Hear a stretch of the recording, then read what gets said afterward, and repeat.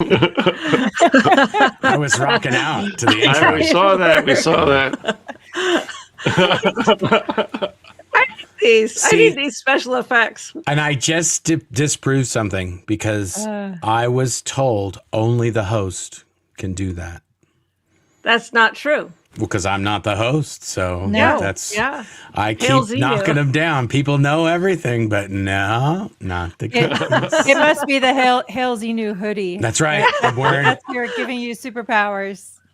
Link in the description. BFG merch. Yeah. It's snowing, so I had to put on my Hail Xenu hoodie. Yes. Well, welcome back to All Things Scientology, in which we pull back the curtain on the abusive practices of Scientology. We're your hosts with our guest hosts, our favorites. I'm Claire Headley. With Marc Headley. With Marc Headley.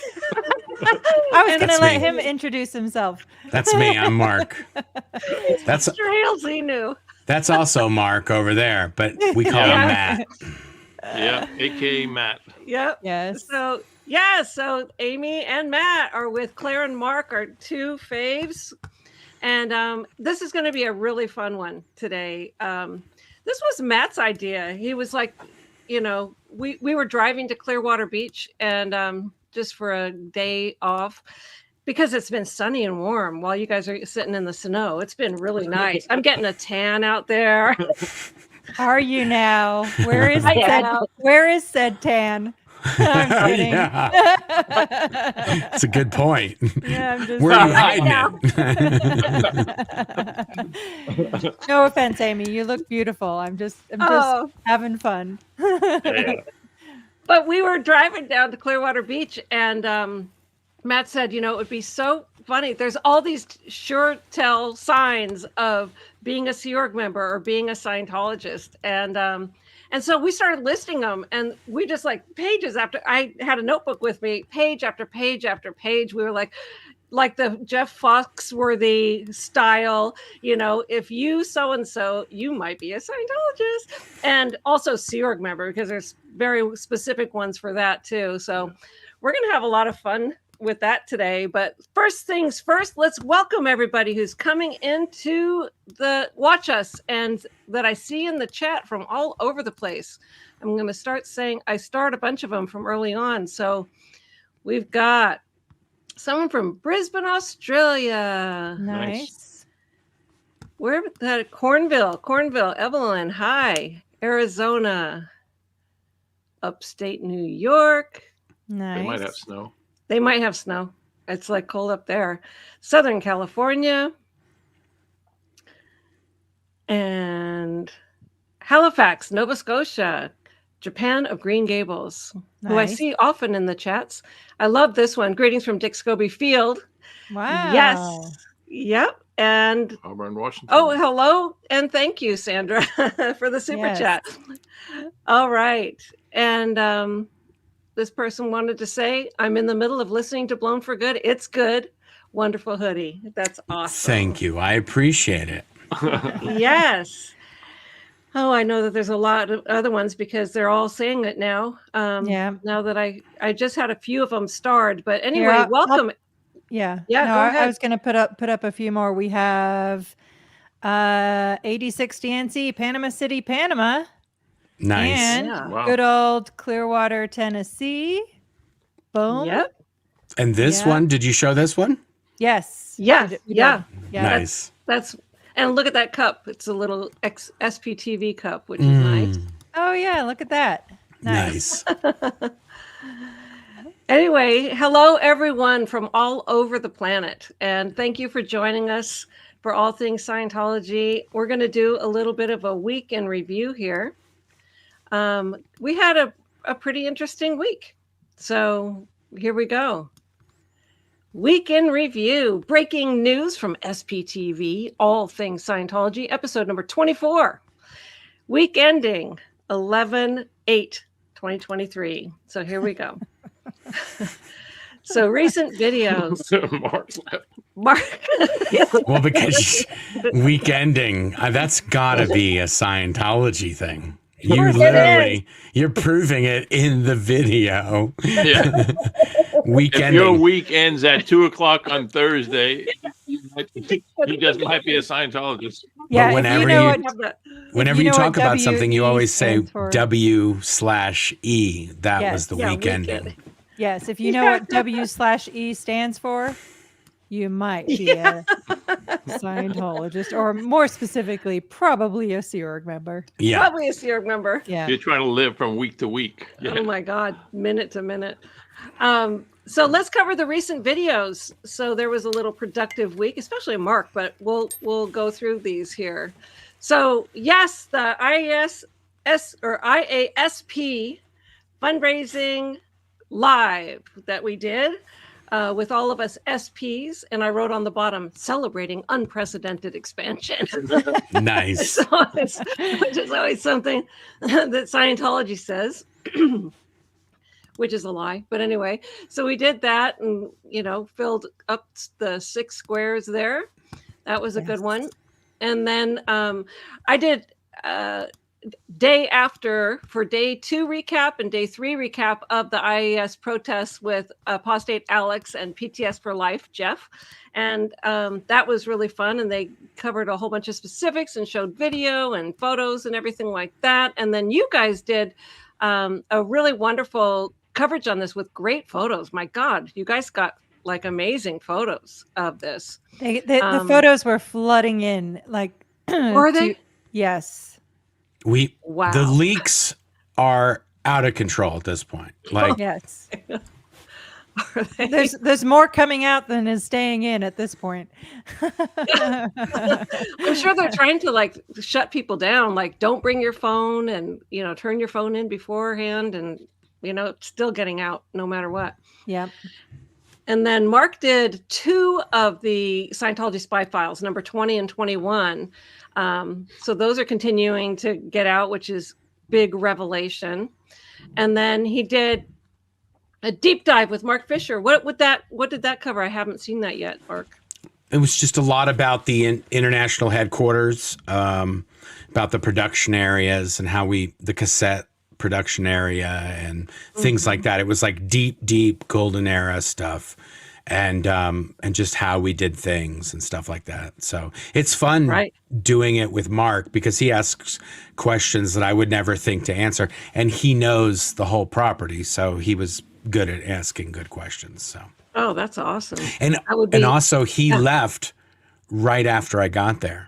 So he knew all the areas, but he never knew what happened with any of them. Oh, that was so it's kind of like he knew like the stuff that was supposed to happen, but he didn't know what happened. So he had all the questions like, oh, what happened with this and what happened with that? And so it was fun. People should check that out on your channel. And then you did another Marc and Mitch make a Scientology film, and this one was the one that takes place in space. Yes. TR5. The one with Isaac Hayes. I was there for that because I was being what's called a cine messenger at the time, and so I was in cine, and when Isaac was shooting, anyway, and that was fun because the set was amazing. That was it was also the first movie that we shot in the studio that we built there called the Cine Castle. It was the very first film we shot in there, so it was a big deal. Right. Yeah. Very big deal. Yep. Okay, and then this is last night, I had a live with my previous husband of 17 years, Jim Mortland, and this says married in Scientology Sea Org. Yeah, what is marriage in the Scientology Sea Organization? It's crazy. And I said, what did we really know about each other? Part of the live was also fun. Like I had a true and false. I had this, or yes and no signs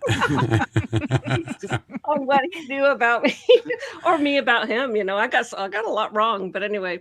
Yeah. So he had a sister you didn't even know about. Oh my goodness. Yeah. I watched that. I think you guys might even put one of my comments up at the very beginning of that. Yes. But anyway, that video was very revelatory and also healing for both Jim and I. We talked about afterwards, but that was very interesting. That was awesome that you did that. Yeah. And here's my favorite video that you guys did this week, which is Scientology Int Base Escape. So That was so good. Oh my Yeah. God, you did the greatest animations for this. And Thank you. you just followed through the whole story. You're such a storyteller, I gotta just say, Mark. I mean, Yeah. and you put the work in on this thing and made it come to life. And that story does tell people what it takes to get off of the stupid property. That was sort of what prompted me to do it, because people kept commenting, why is it so hard to get away from this place? Like, what's the big deal? Why can't you just jump out over the fence and just run away? Or And I was drive like, away, you know. Yeah, but a lot of times people brought that up, and I thought, you know what? I don't think everybody's told they may have more or better security than like Fort Knox. Like Right. it's literally ground microphones. It's crazy. And the fence going 4 feet down into the ground, so you're not gonna dig it out So you in the can't dig California under. rocks. You know. Yeah. I mean, I even wrote, if your base security system resembles Fort Knox, you might be a Sea Org member. Yeah. Yeah. That's exactly right. Yeah. Yikes. Let's see what the next thing is. Okay, so comment of the week, and it is on that video that you guys did. And this is from Christy Lynn Wilson, 6746, who says, when I look at the number of mechanisms in place to imprison Sea Org members, I get angrier and angrier. How is this possibly legal in the United States of America? This isn't a church facility. It is a prison camp. It has all the classic characteristics: multiple deterrents to escaping, brutal working hours, little to no pay, harsh penalties for questioning or disagreeing with instructions, and substandard living conditions. When will law enforcement do something to liberate people trapped on this property owned by an abusive cult? After seeing your diagram, I urge family members of anyone currently interred at this base to ask for a welfare check. Thanks, Mark and Claire, for shining a light on this horrific issue. Yes. So I love that comment. And I think I was going to suggest that she get a Blown for a Good book. Absolutely, for sure. Sure. Yeah. Yes, Yeah. or merch, whatever you'd like. If you already have the book, just shoot me an email, claire@blownforgood.com. Christy Lynn Wilson. I think I have the name correct from her comment. Yes, it's Christy Lynn Wilson. Yes. 6746. Yes, absolutely, Christy. Yes. Thank you so much for your excellent comment. Let us know Yes, what you would it's like. very true. Yes. Very true. Okay, so I picked a word of the week. Flat ball bearing. There's no there's no regular definition for this term. A ball bearing is a device that consists of two rings separated by freely rotating metal balls. That's what a ball bearing is. Okay. Flat means not round, won't roll. So a Scientology definition of a flat ball bearing is a defective product, a non-operational person or thing. How would you like to be classified as non-operational? Is that Right. a real definition? Yeah, I took it out of their dictionary. Oh, I didn't know that. Yeah. And Yep. then one is cases that don't roll on the assembly line of the HGC. The HGC is the Hubbard Guidance Center, where you get your auditing, your counseling. So Yep. cases that don't roll. And qualifications is where flubbed cases go. So it says qualifications is wholly in the flat ball bearing business. I had no idea that was Scientology's. Yes. I say that all the Completely. time, flat ball bearing. You do? Oh, yeah. That's I didn't know it was a Scientology word. I was like, yeah, I get it. I know what a ball bearing is. When one's flat, that ain't no good. So here's the sentence for flat ball bearing. If you disagree with any part of Hubbard technology and won't conform, you're considered a flat ball bearing. Yep. Wow. Yeah, Best. at best, right? Yeah. Amongst other things. Yeah. Amongst Yeah. many other things. Yeah. If you get called a flat ball bearing, that's like, okay, whatever. I've been called worse. Mark just So has this- the capacity to let it roll off him, not like Yeah. the rest of us. Sucks Yeah, to be you, he I does guess. too. Matt has that too. Like, Yeah, I know. I think it might be a guy thing, because with me it's a lot harder. Oh my gosh, the amount of times Mark had to literally scoop me off the floor like I was a puddle of mess, Like I'm just a loser, and They I'm said I failing. was gonna get a comment. Never gonna see I'm like, you ever again. who cares? Whatever. What Exactly. a joke. That's literally what I told her. I was like, who cares? Whatever. She said it was Gerald. He's like the chief police officer at the international headquarters, and he told Claire she was going to get a CWORG justice procedure called a committee of evidence or a court of ethics. And I was just like, who cares? Whatever. She's like, what if he comes? I said, tell him to fuck off. You know, don't even. She was like, I can't do that. I was like, yeah, you can. Let's do it. And then you won't hear from him anymore. So funny because like somebody would write a report on him and he'd go like this. Psh. Yeah. Rip it up. Like Put it in the shredding machine. Put it in the shredding, like come on. Not even Get worth the outta paint, the No. paper it's printed on. No, won't even read it. It's just like, I know what it says. It's just shit. It's just Credit it's with just a someone's opinion I do not respect or care about written onto a piece of paper. That's even whatever. Even my SP declare when a guy gave it to me, I just put it in my pocket, and she's like, "Aren't you gonna read it?" And I'm like, "No, I know what it says. I read enough of these. It's just all exaggeration and lies and bullshit. So why do I need to read it?" that was Osa. Can't be true. Exactly true. It was the the exact same thing when they gave me Claire and Mines. We went to go pick up our stuff, and they handed it to me, and I was like, okay, and I just threw the envelope in the truck, and they were like, oh no, you got to read it. And I was like, no, I don't give a shit. It's a bunch of bullshit you guys wrote. And they go, we really would need you to read it. I was like, oh, because you need to report back. And then I was like, okay. I took it out of the envelope. What a bunch of bullshit. And then I just read through it, and then I threw it back in the truck, and they were just like, yeah, they're hoping to see you somehow get caved in by it or upset about it, and when you don't, and you just blow it off, they're so disappointed. They put so much work trying to be evil about it, and now you just didn't give them joy. Yeah, it's the same thing with the hate sites. If you're just like, okay, whatever, it's a hate site. It's gotta be some hate on there, and then they're just like, we really worked hard on that. The only people looking at it are themselves. But anyway. It's really for us. Yeah, it just goes to show you the only power OSA or Scientology have over you is the power you grant them. And that's it. And that's right. Good where point. It starts and where it ends. Yeah. That's exactly true. That's a very good point. Okay, put that up on my wall. I'm telling you, that's perfect. I love it. I love it, Claire. Here's a nice quote of the week that I found.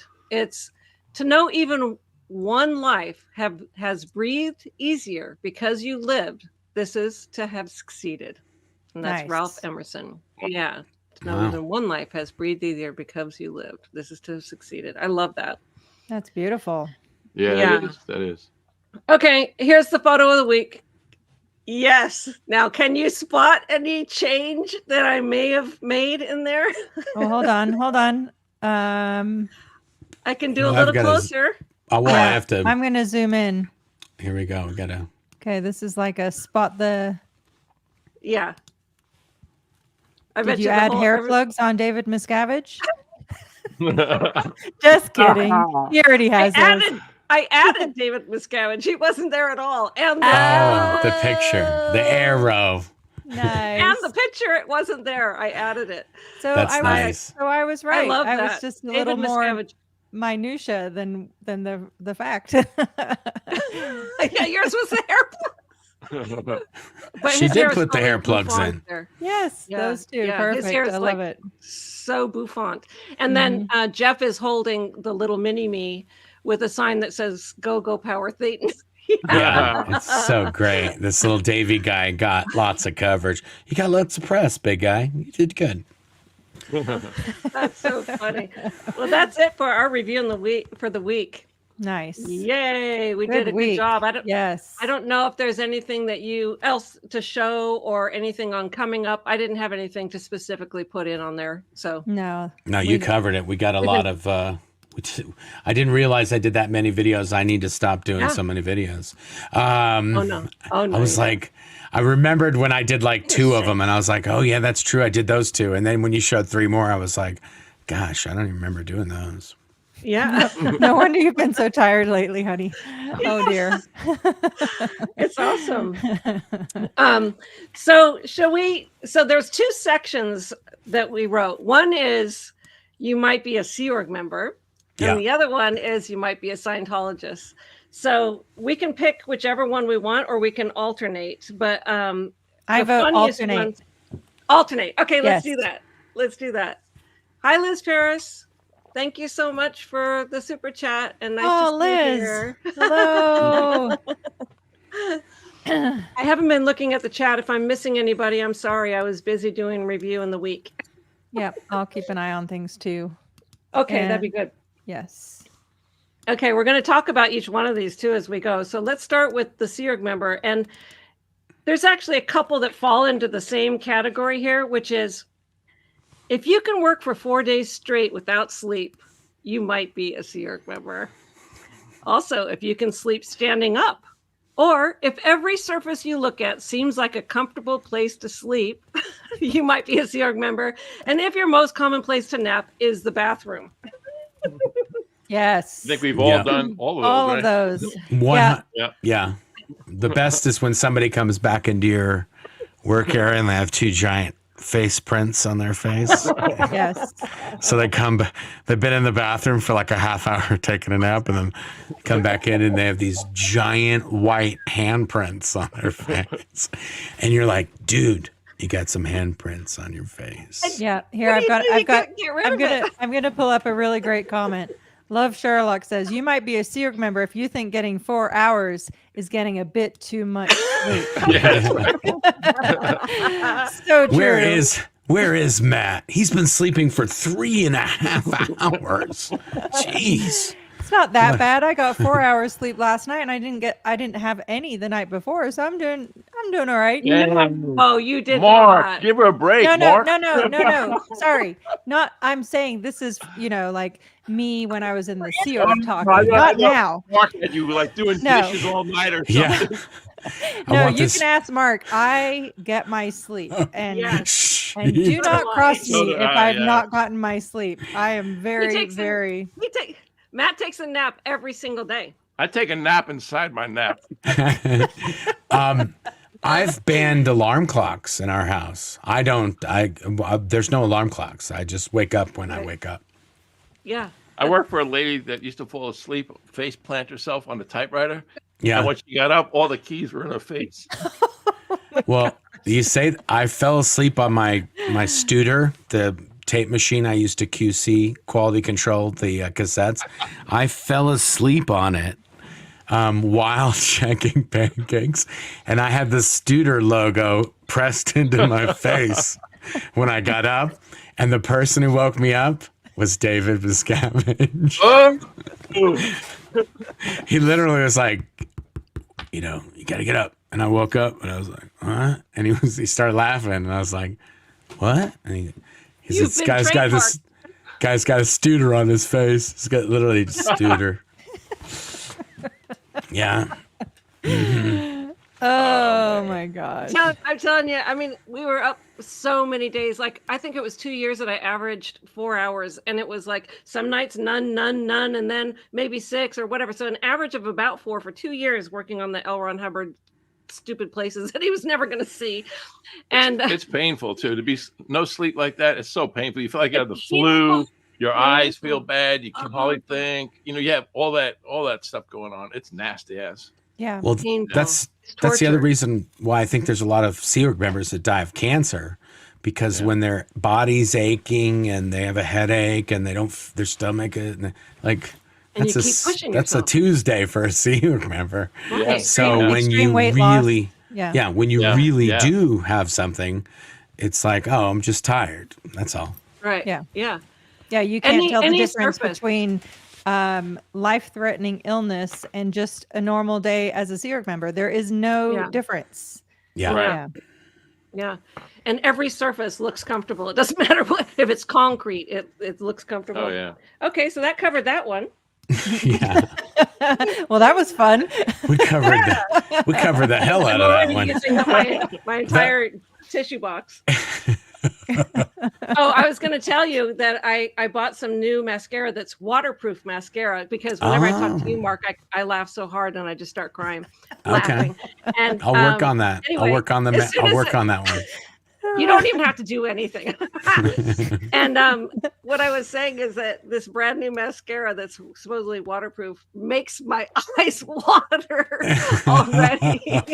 Oh, Like I can't use it. It does the work for me. I don't even have to do anything. Okay, Just get you some more mascara. Yeah. So this is the next one. You might be a Scientologist. Sure tell signs. If your quote unquote church has its own KGB style wing that goes after whistleblowers, you might be a Scientologist. Yep. Yeah, and if your church operates hundreds of hate websites to shame their critics, you might be a Scientologist. Yeah. How And about stops at no end to destroy people utterly, silence and muzzle them if they dare to even say anything about Scientology. You're definitely a Scientologist. Yeah, and they take people's passports. The first thing when you arrive, Right. goodbye passport. They're going to take care of it. So just to keep it safe for you. Yep, they had my passport for like 13 years because I had a British passport because I wasn't a U.S. citizen. They had that passport for, I think the only way I got it back was I got it back when I was traveling for a religious technology center, and I put it in a file box that we had, but I buried it at the very bottom, and that's the only reason I had that for a while. But then they made me give it back, and I'm pretty sure we'll have to do an episode one day on the 60-page inventory that we received of all our belongings. I'll have to look. But I'm pretty sure the passport was listed on there. Yeah, we have to do. You know, I got my passport back. When I left, they told me, we can't find your passport, which is, of course, bull crap, right? Yeah. Yep. So anyway, I had told my mother that, I don't have my passport because the church, they didn't give it back and all this. So a few months later, she comes up and she gives me my passport. I'm like, what? How'd you get the passport? She's from the Bronx, right? She's like in her 80s. She went to the Fort Harrison Hotel, went to the front desk and said she was going to throw a friggin' fit in that place and then come down with the passport for me. And they came down. Got the passport. Oh, yeah. Wow. So she went and got my passport and gave it to me. Oh, that's amazing. They found it real quick when Mom came a calling. Never mind. We found it. Oopsie. Yeah, we said, whoops, sorry. Unbelievable. Oh, that's amazing. Also, if your church launched more than 2,000 lawsuits against the IRS and individual agents, then used this to blackmail them into granting tax exempt status, maybe you might be a Scientologist. It looks like my stream calm leggy? Calm leggy. There's a Scientology word. Delayed. If you use the word calm leggy. Oh, you see this one here? If you're a leader, if the leader of your religion, did you see that? Yeah, right here. Isn't tall enough to ride the adult rides at Disneyland. You might be a Scientologist. That's a good one. Oh. I love it. Oh, how would this one? Wait. You remember if you're saucing up rice and beans with mayonnaise. Oh my goodness. I've not heard of that one. You put mayonnaise in rice and beans? I squirted mayonnaise to Where'd you get the mayonnaise? Down. Little packets or whatever they have. Oh, like little condiment packets? I have one. That doesn't sound good at all. I have one. If your childhood snack was a ketchup sandwich, you might have grown up in the cadet organization. Oh, yes. So nutritious. Okay, so people are saying that the stream is fine. That's good. Yeah. There's lots of good people putting all kinds of good stuff up. Are they? Yes. Oh, yeah. Yeah. Show me if they do, so that I can grab it. But I'll tell you. So now we're going to go to the next one. Oh, I want to say this one though, because Matt said this one, and I think it's hilarious, which is if you pay I love this. If you pay $500 an hour to be interrogated, you might be a Scientologist. Yeah. Oh boy. Yep. Is that what it is? It's $500 an hour. Yeah, that's just a little over $6,000. I mean, if you got a class 12 and it's like the one that you actually asked for, and you're paying preferential. You're paying $1,000 an hour. Yeah, wow. 500 is the lower bargain basement price. Yeah, really. You got somebody that can hardly talk when you're just paying $500. That's some, or probably cross-eyed. Or they're a minor, which is just ridiculous and crazy. And criminal. That's true too. Yeah, asking for your sex crimes and a person's 13 years old.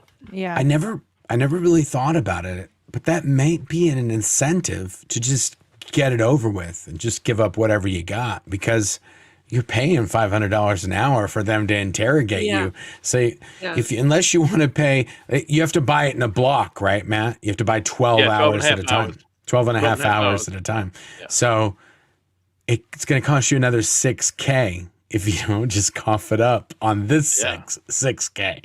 And if you cough it up in 2 hours, it's not like they're going to refund the 10 and a half hours that you paid. Right? Right. Just saying.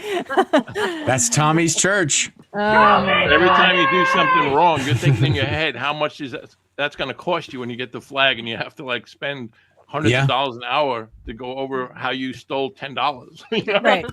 Yeah. That's or crazy. how many hours you watched SPTV this week? Yeah. There you go. Yeah, they're paying to watch this show.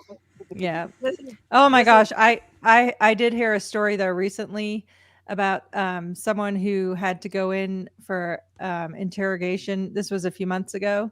And not only were they so stressed out about this that they drank like 4 bottles of wine the entire weekend, but then they were point blank asked if they'd been watching SPTV, and they were like, no. And they were like, thank you, your needle is floating. Wow. Good. And that person had been watching every single video that was coming out. Wow. Oh God. Yeah. Don't go in there for any reason. Yeah. The Clearwater sec checkers have their game not on point at this point in time. Somebody's gonna get in trouble. Well, when a person thought about SPTV, they were thinking about how much they liked the show, and their needle started floating. Yes, exactly. So Catherine Olson said, if you have to delete your Gmail app before you go into the org, you might be a Sea Org member. Oh my God. Yes. Yeah, or if you have to remove your SIM card from your device before you go into the org, you might be a Sea Org member. Totally. I think I got an email from somebody that says they use my my concert technique. Whenever I would get interrogated, I would always think of this Depeche Mode concert that I was at in the front row center of the concert, and I would get a floating needle every single time. And somebody wrote to me and this says it works. If you just think of a really, really just overwhelmingly awesome emotional moment, you're good. You're golden. So that's the point for all you Scientologists out there. It's awesome. And then when they asked you, did you? I was trying to be good all the time, like a duck. Oh no.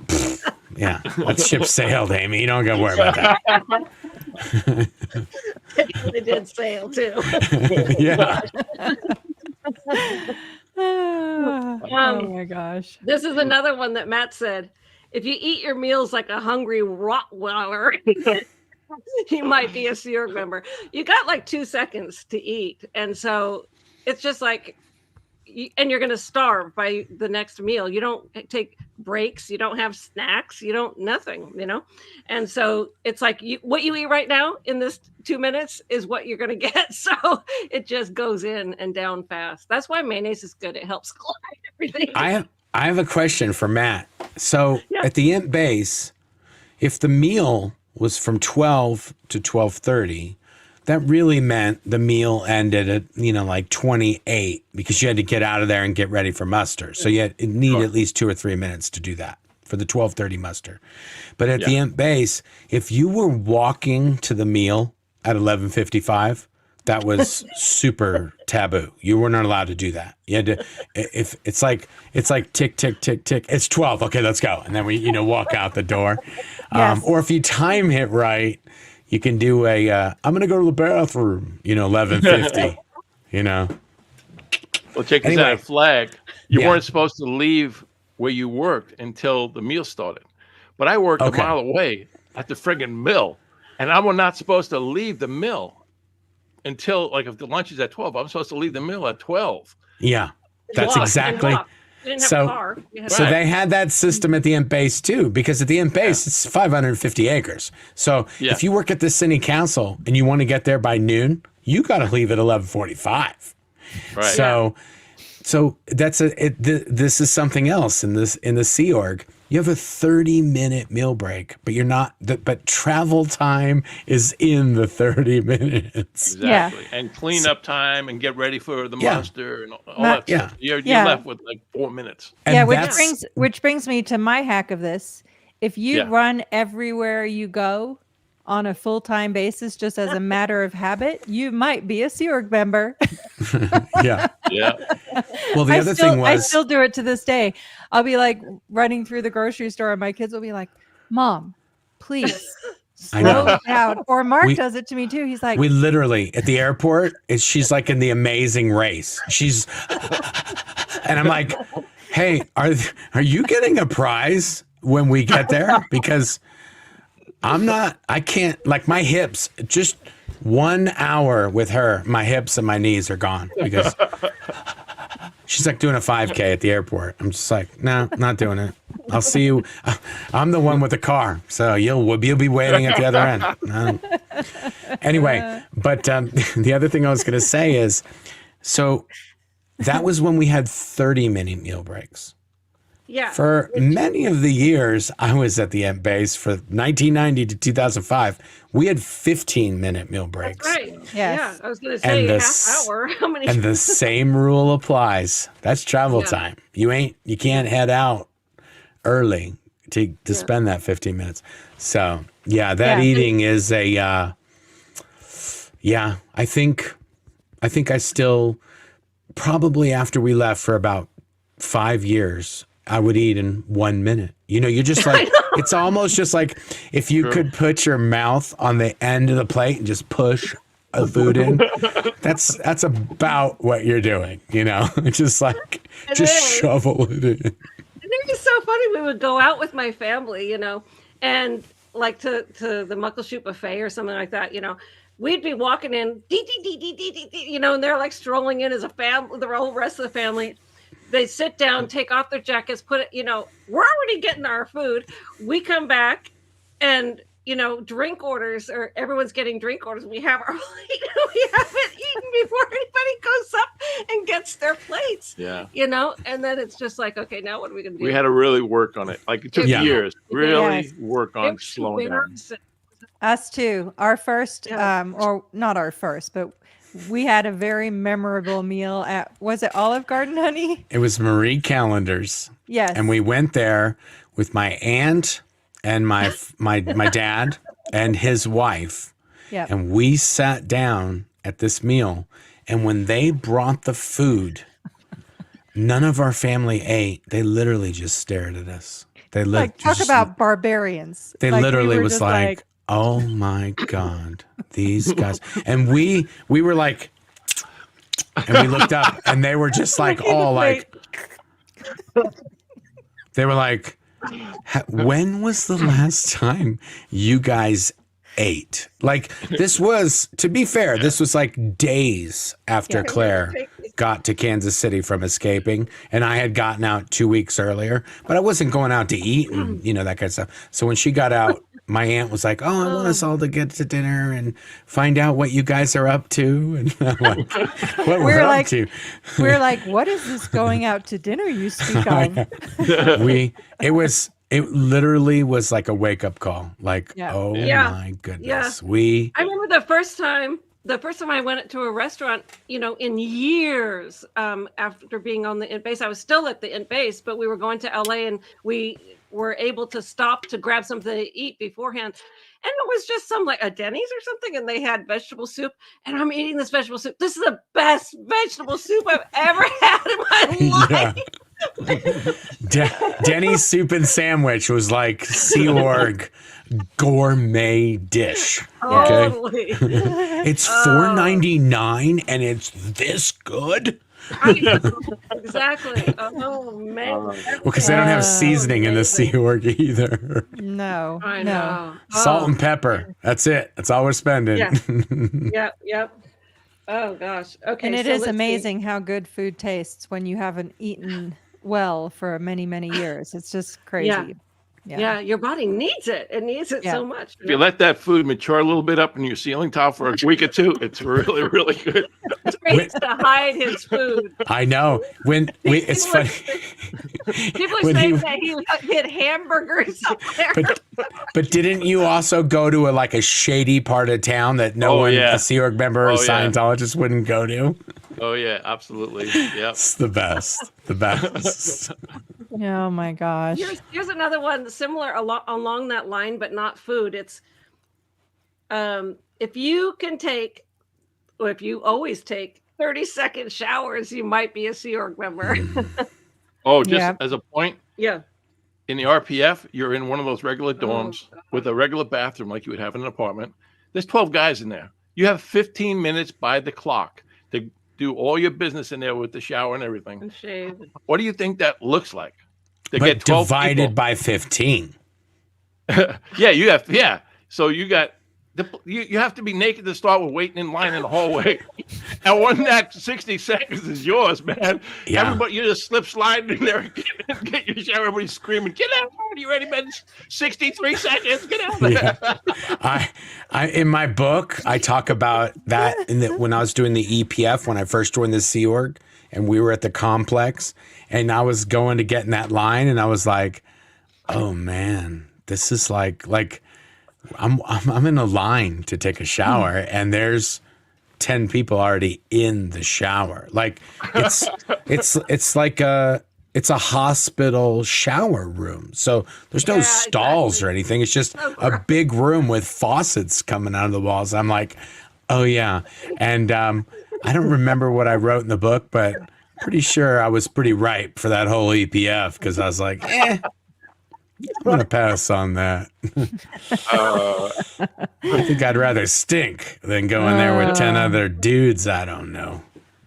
God, dorms. Oh, my God. That kind of setup, though, is kind of normal in a school, like for sports and things like that, where you just have one big shower room with, a whole bunch of shower heads. But when you all have to use the same shower head. But I also didn't. Tight there. Yeah, but I also didn't go to a type of school like that. So like Delphi and stuff like that, we didn't have that. So it was definitely like, Yeah. And I was, I was 15. So I was a young boy, and there were a lot of old men there. And I was like, nah, I'm good. Yeah, no thanks. Oh my gosh, awful. That's actually a really stupid good point. Yeah. That's a great point. Don't drop the soap. Yes. Oh, ouch. Bada boom. You got to kick it outside and pick it up. Yeah. Here, I gotta pull up a great comment. Love Sherlock is on a roll today. Yeah. If you've gone to a quote dentist unquote and your teeth are worse now, then you might be a Sea Org member. Yep. Yeah. Absolutely. 100%. They pulled out my teeth, put a false thing, teeth started falling off of it. Oh my gosh. Oh man. The amount of times that Mark and I both had dentists be like, who did this work? Yeah. They're like, see this right here? That should not be there. That is wrong. Yeah. And we're like, okay. My dentist asked me if I lived in a third world country. That's what he. No, I'm not even joking. He was literally like, this is some of the worst work I've seen in decades. And I was like, That's all right. I had to get my finger set, and the x-ray was done by the dentist with his machine so the person could set it, and it still points the wrong way. Oh, no. Oh my gosh. I'm like, you got to go to the left, and it's like, Yikes. The dentist sending your finger for? It was ridiculous. Yeah. Why are you getting a finger x-ray on a dentist machine? Yes. Yeah. Okay, so I'm flipping over. Good medical. The Scientology side here. Here's a good one, just while you're digging that up. Go ahead. If your feet smell like Limburger cheese, you might be in the Sea Org. This is a very big problem in the Sea Org too, because nobody has more than one pair of shoes in most cases. And if you wear a shoe 120 hours a week, Yeah. Limburger, if you're lucky. Limburger probably smells good comparatively. Limburger. You might even put some Limburger in there to overpower the shoes. And you can't afford to get the leather shoes that are $120, the Sea Org leather shoes. So you go down to the shoe store that has the plastic shoes for $15, and then you wear them until, you start growing stuff that nobody can recognize. Oh my gosh. The Sea Organization destroyed many When feet. When the shoes escape on their own, you are in the Sea Org. When they head to the shower by themselves. Yeah. When your shoes become self-aware and eat other things, you might be in the Sea Org. Oh my God. Your shoes even scare off the BTs. Oh, yeah. Yeah. BTs activate. No, BTs excavate. BTs evacuate. BT's escape. BTs evacuate. Yeah. You know what they sold in the canteen? A lot of foot powder. Yes, a ton of foot powder. If you can't afford foot powder, you might be in the Sears member. Yeah, what was it? It was Gold Bond. Yes. I think Gold Bond Gold was the one Bond. they'd sell in this in the I think I knew dudes that would just take a shower in the Gold Bond. Just like Where, do you know where it really came to a head though was when people would head for their study time, 2.5 hours. People would be sitting in a room for 2.5 hours, and boy, oh boy, did we have serious ventilation issues. Oh my God. That's right. You remember how many times the filters had to be changed because David Miscavige would come through and be like, it smells like somebody died in here. Yeah. Like, oh yeah, People somebody's would feet off their died. shoes under the table because Yes. Yes. It was It's so because bad. you're like, oh, I can sit down. Because a lot of us, we had to stand or be ambulatory for our pose. So if you get to sit down for 2.5 hours, like, oh, I got to take these dogs off. Yeah, rest my dogs. And then, and then you playing footsie under the table with somebody else who's got their shoes off. And you're like, oh, shit, that's why it stinks in here. Everybody's got their dogs off, man. Yeah. Once filled the entire basement. Kathy Rinder, Mike's wife, Mike's ex-wife. Oh, no. That would have been the the FLO area. PAC or FLO. Or I was in the RPO. Here's a good one too.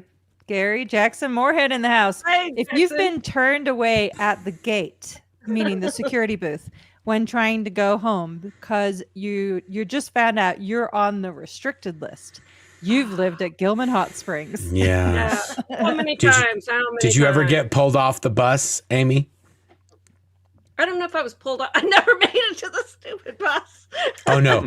If you were on the restricted list, there would be like, oh, I'm going to get off the list. yeah, I'm going to I get know off the list. But you were sleeping somewhere under your desk or on the property or whatever. And then the person like Gerald or the chief police guy at the bus, he'd be like, okay, you can go home.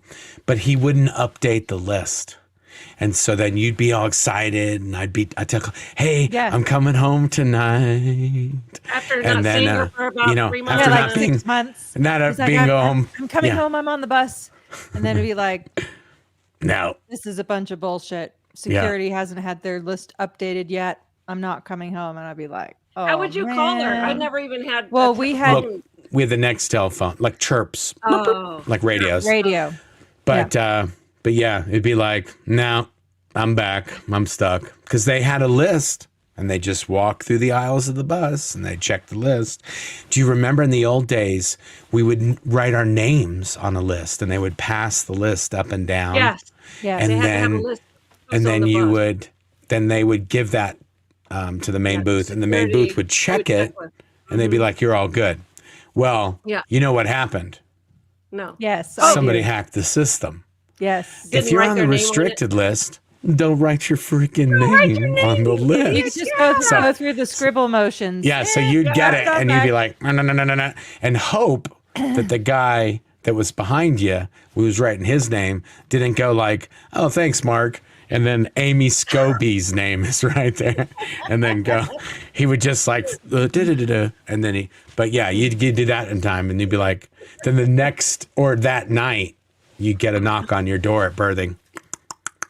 Be like, you're restricted to the base, and be like, oh, well, I went on the bus. And be like, yeah, you didn't put your name on the list. I'll be like, oh, did I forget to do that? Oh, sorry. Yeah. At the hacienda right now, when people leave in the morning, before the bus pulls out to go to work in the morning from the hacienda, a security guard goes on that bus, walks up and down, and checks to see if there's anybody who is supposed to be kept inside the hacienda, like they're routing out or something like that, so they don't get outside the compound where they can escape. So they literally side check the whole thing before it leaves, like it was a prison friggin' bus or something. So they have the exact same thing, but their secure facility is the birthing, right? Because once you get out of the hacienda, you're in the wild. There's nothing I can do. Wow, I didn't realize they did that at Flag too. Oh yeah, and same thing with the fence shakers on the fence and the spotlights that come on and the roving guard, all that kind of stuff is kind of like a little miniature in base at the hacienda to keep people trapped in there. Yeah, one of the last times we went to Clearwater, Mike and Christy and Claire and we went to the hacienda. And it was right before we were doing lots of stuff on YouTube.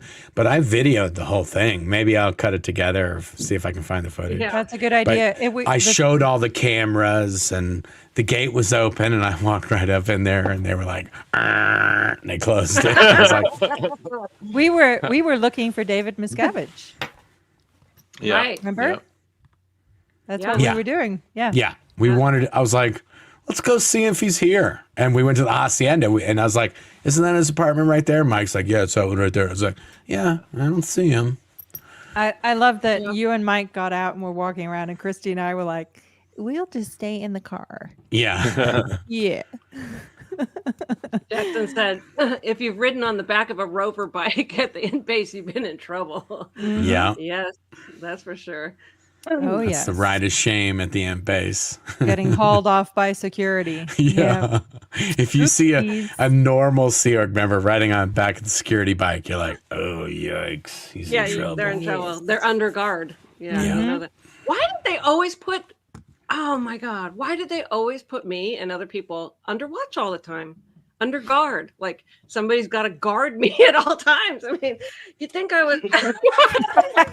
I think it's because of the people who could have talked their way out, or like somebody was suspicious. You go, oh no, I'm just going across the property, or whatever. Yeah. But if they have somebody with you, they're like, no, I'm with her. We're going across, so they know. Right. Nah. And also, it was common for people in executive positions or people who had influence that they really wanted to keep those people under wraps. Yeah. I was always under watch. It's just ridiculous. Not always, but every time I was in trouble, they put security guards on me, or like whatever. If your church goes through your financial records and knows your credit card information by heart, you might be a Scientologist. Mm-hmm. Yeah. If you're repeatedly demanded by your quote unquote church to pay, and then pay more. Yeah, all along that line. Yeah. And how about this one? If you receive 50 pounds of church junk mail a month, no matter how many times you've moved, you might be a Scientologist. Yeah. What about if your church knows the answer to every security question ever invented? You probably are a Scientologist. Yeah. Who was your childhood best friend? Yeah. What was your mother's maiden name?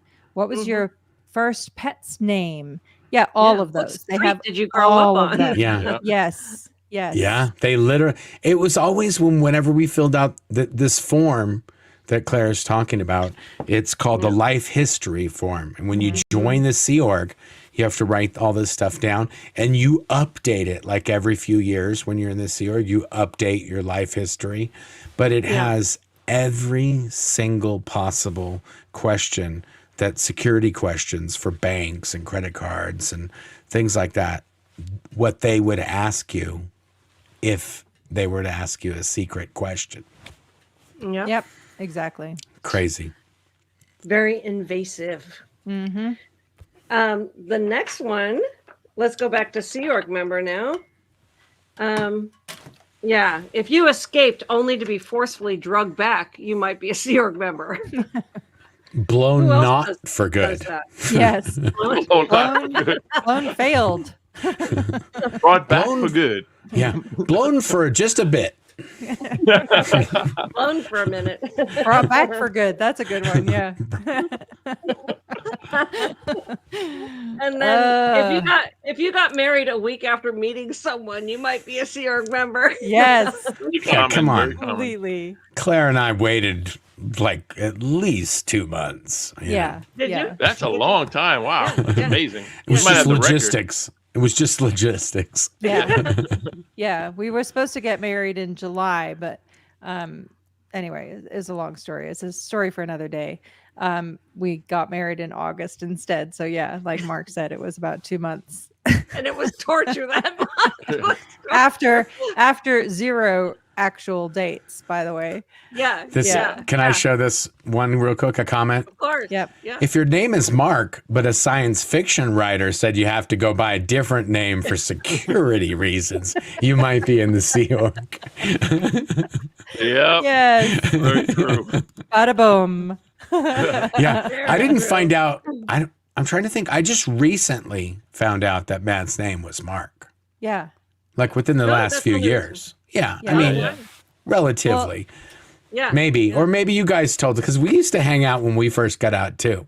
Yeah. Yeah. Like when you guys came to LA and we were hanging out in Burbank and Yeah, when Yeah. we had You that know. We only film called him crew Matt. on our I front never yard. called him.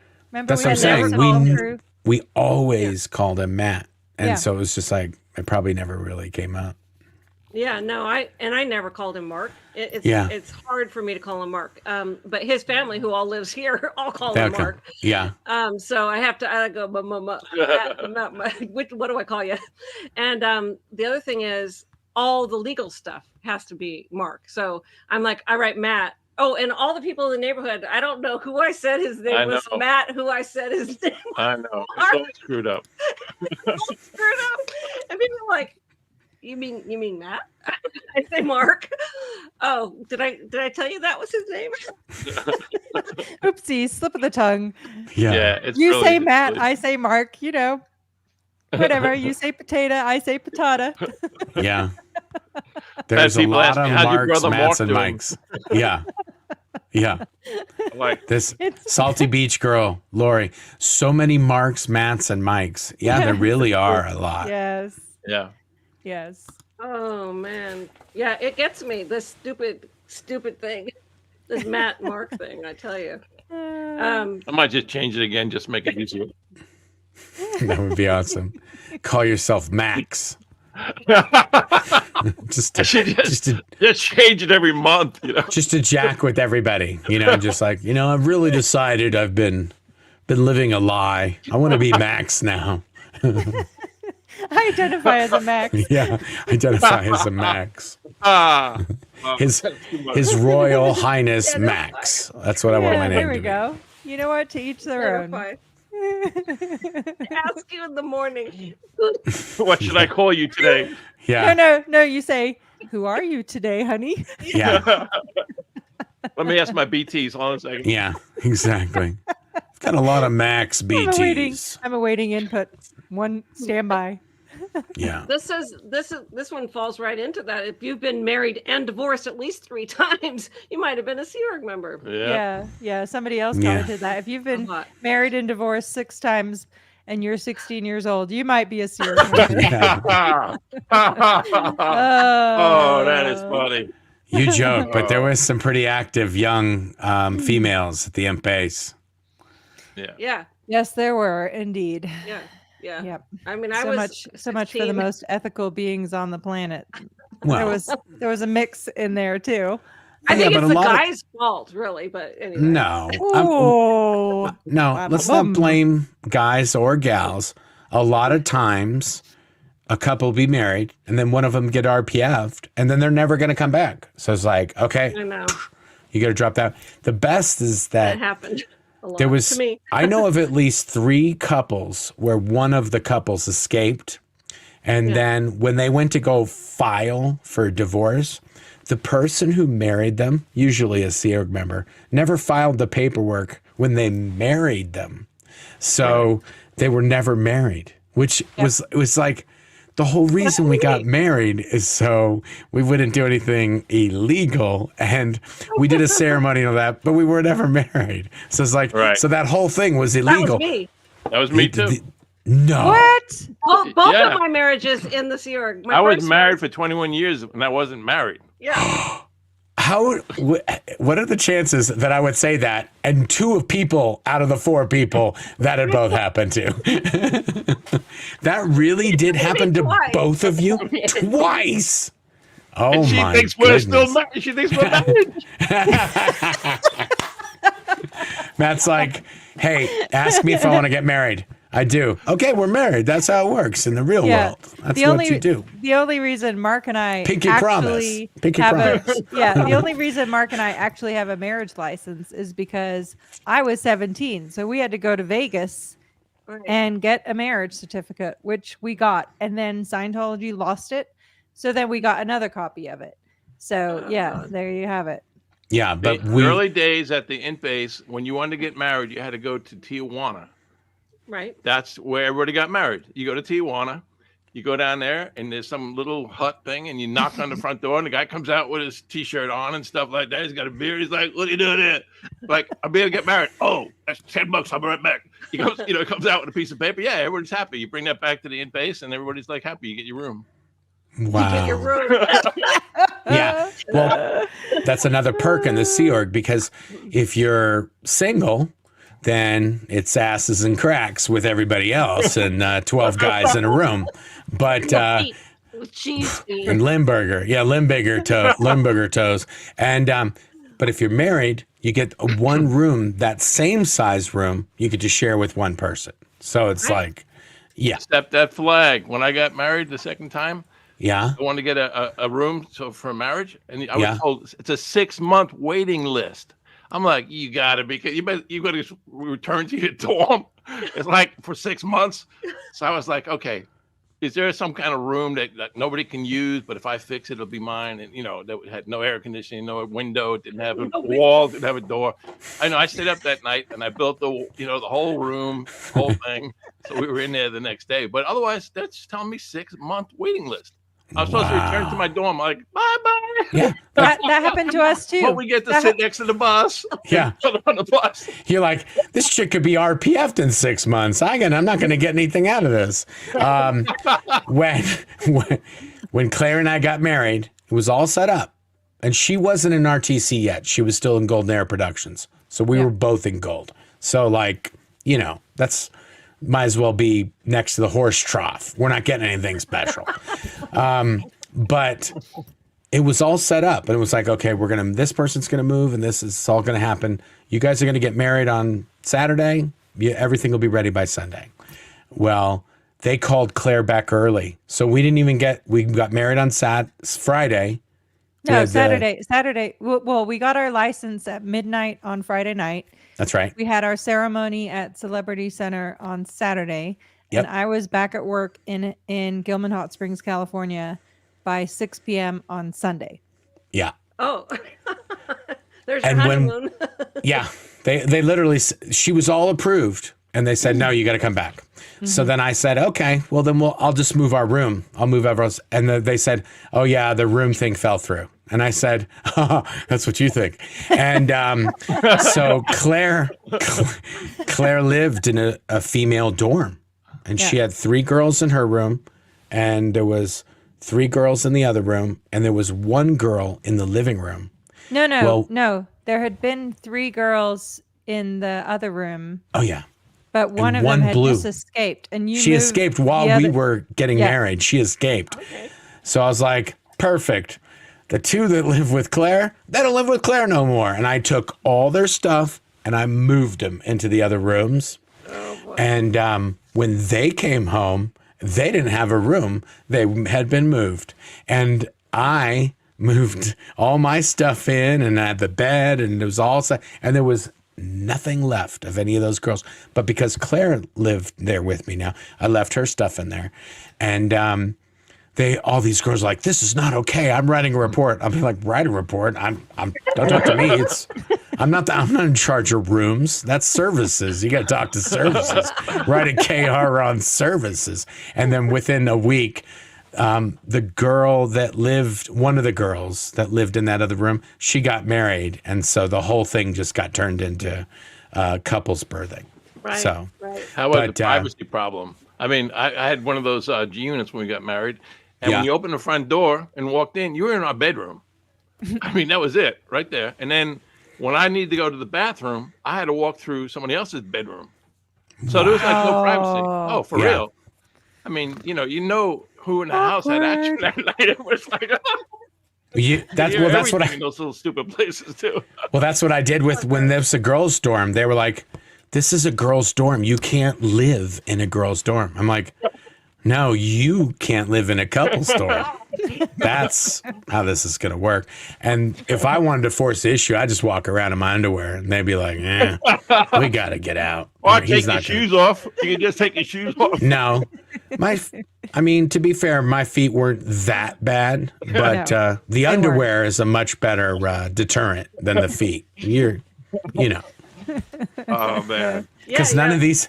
all these other girls were young girls too. So like in their, 16, 17, 18 for the most part, or like if they low saw 20s. They'd be getting security check for like a month. Exactly. That's your problem, hon. I'm not I don't mind when we have a conversation, but when your pictures get all riled up, that's on you. Okay.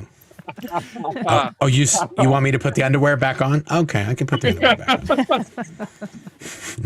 Oh my gosh. Yeah. I can see my paper to see the next thing. Okay. Yeah. If you haven't had a single day off in years, you might be a steering member. I went 7 years or something without a day off. Oh, you know what? Marc had the record of the most number of days off. So you know how you could get a day off every 2 weeks in the early days. Yeah. Didn't you have the record, honey, of like 3 years in a row or something where every other week you had a day off? What? I did. I really did. But Linnea, my boss, Linnea Baker, her and I had a system. So we had I had the night shift job. She had the day shift job. So on her weeks that she needed to be up to go on libs, I wouldn't check as many tapes and she'd check more. And then on my week, she wouldn't check as many. So we'd always be down on our not libs week, but we'd both always be up on our libs week.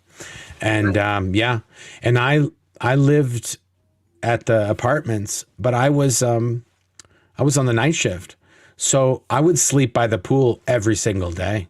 I would just sleep out on a lawn chair and get super, super tan. And I would usually sleep till noon. Like we'd get home at 8:30 in the morning and I'd sleep out in a pool chair till noon. And then at noon, I'd be so just tired. And then also I've been sunbathing all morning. So that's exhausting. Yeah, that's hard. And then your underwear, of course. Yeah, I was wearing a banana hammock, like a nice little tight Speedo. I didn't want bad lines.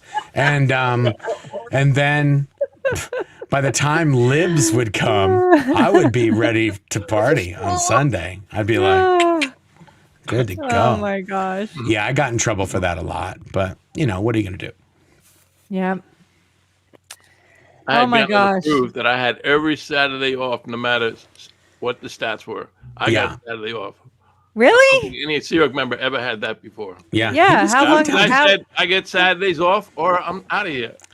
I'm gonna start hitchhiking the West Coast. You want me to stay and get every Saturday off? You want me to like sayonara? I'm out of here. But I said no, stay. You can have every Saturday. Yeah. Oh my goodness. She put it in there. Cynthia. If you smoke refries, isn't that on your list, Amy? I have it on the list. Yeah. There you go. There is that refries. Yes. So I said, if you smoke refries, someone else's butts, because you have no money to buy your own. Yeah. Yes. You remember. Yeah. If you even know what a refry is, you're probably a SEERG member. Yeah. I don't think is that a real world thing? I don't think so. No. I don't know. I think Marc came up with that word. Didn't you? No. That word? Well, that's what I used to call it. I don't know what they're really. We just called them refries because if you smell them, it's the worst stink. If you smoke a cigarette halfway and then put it out and then come back tomorrow and dig that out of the ashtray, break that.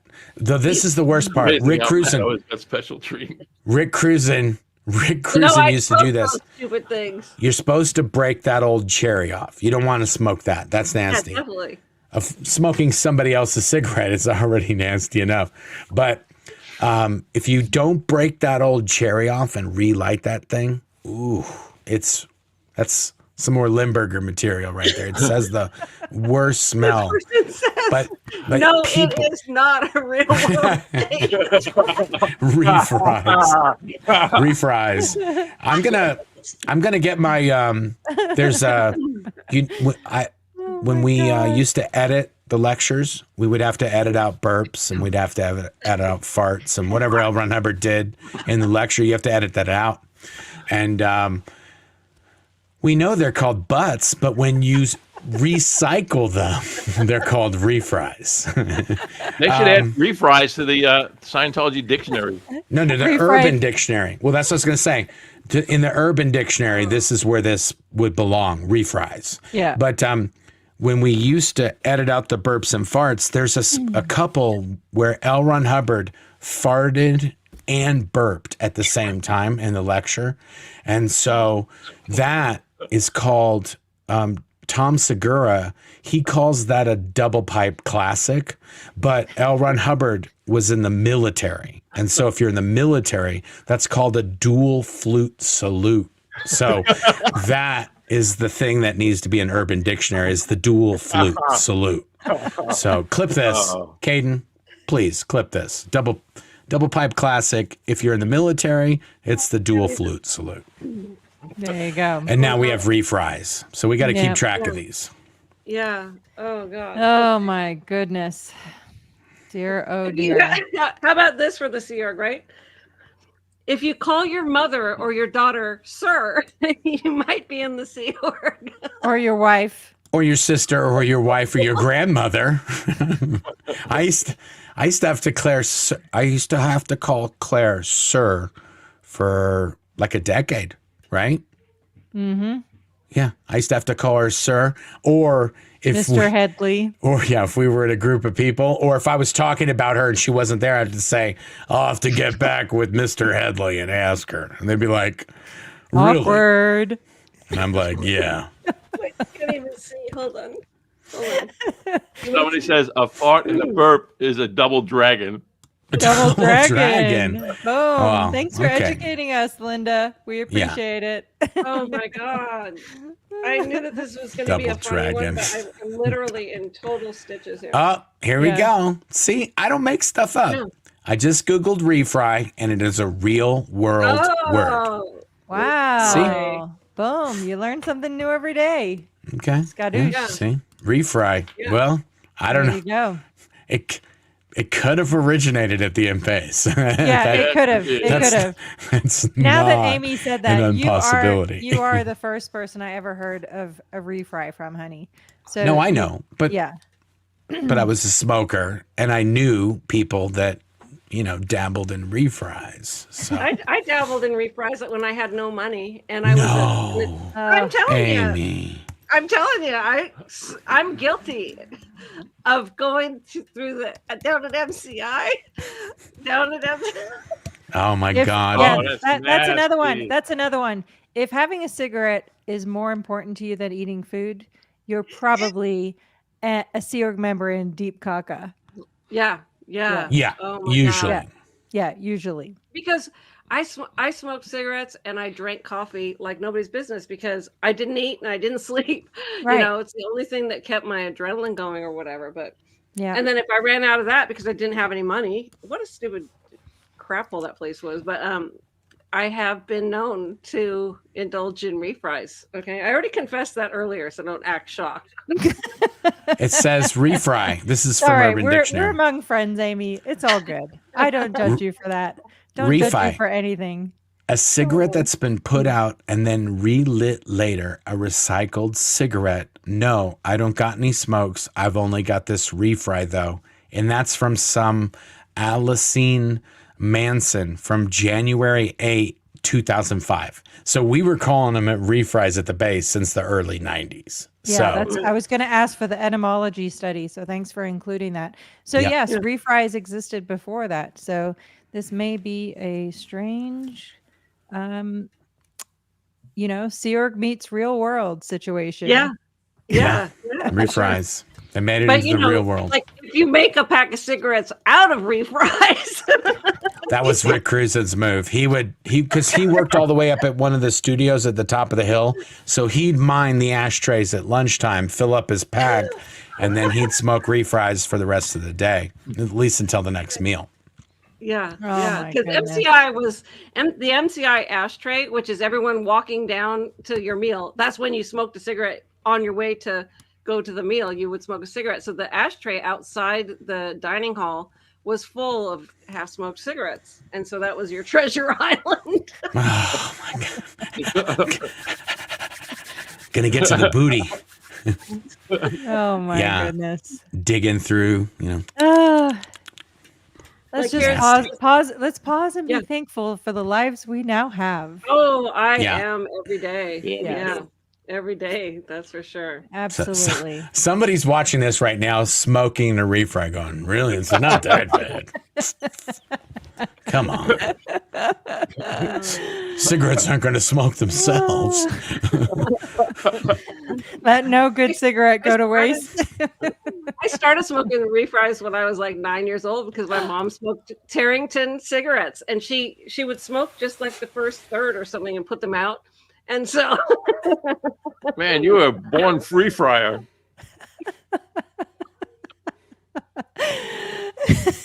You lost Mark, Amy. That's Mark's out. 9? What? by the time I was 12, I was smoking in front of both of my parents. No. What? I was a smoker. Yeah. Wow. Amy, I dang. smoked. I'm blown Yeah, away. both my parents smoked. Yeah, were you in a biker gang as well? Or what else were you doing when you were 12? Dang. Oh my gosh. Just a gangster. Amy. Wow. So here's the next one. Wow. It says, if you work for 30 cents an hour, you might be a Sea Org member. Yeah. Yeah. If 40 cents an hour means you're in affluence, you are definitely a Sea Org member. Totally. Oh my gosh. I think I said already, if you haven't seen your family in a decade, right? Yeah. Or if you haven't had a single day off in years, and if you haven't seen your family in a decade, yes. If you only ever tell your family everything's wonderful, I'm doing great, you're probably a Sea Org member. If you use good roads, fair weather in every Yes. conversation outside the property, yeah. Yes. Or if you have security, listen in on every phone call and check every single message you send off the base. Yep. Yeah. That was a real shock to me when I got to the base and they had to listen in on the calls. That was Yeah. to me like, what? And when you have to, if you write a letter to your family, you have to put it in the envelope and not seal it so they can read it. Because if you try to, please help me, then It's like this. Hello, mother. Everything is wonderful. I Yeah. am doing great. I have a very happy life. Goodbye. yeah, you got to do that in the letter too. And if you're in the RPF and it's Christmas Day, everybody gets like 3 minutes to call home. They're all in a And line. all in the line. Everybody's listening to the phone call, and there's a security guard sitting there listening to it. And when your 3 minutes is up, you're off that phone, and next guy's there. Yeah. Merry Christmas. And the Very- only reason why they let people do that is so that people aren't sending police in to search for you. Yeah. You know, Yeah. you're supposed to touch base, let them know I'm fine. Anything else? No, bye. Yeah. Yep. You know. Yeah. That's why we have those. Sometimes I use them for thumbnails now. We have Claire and I have all these pictures over the years of us dressed up for Christmas because at the end base, they would encourage you to take a nice picture and then they'd make a bunch of prints so you could send it to your family. And, but you had to pay for it.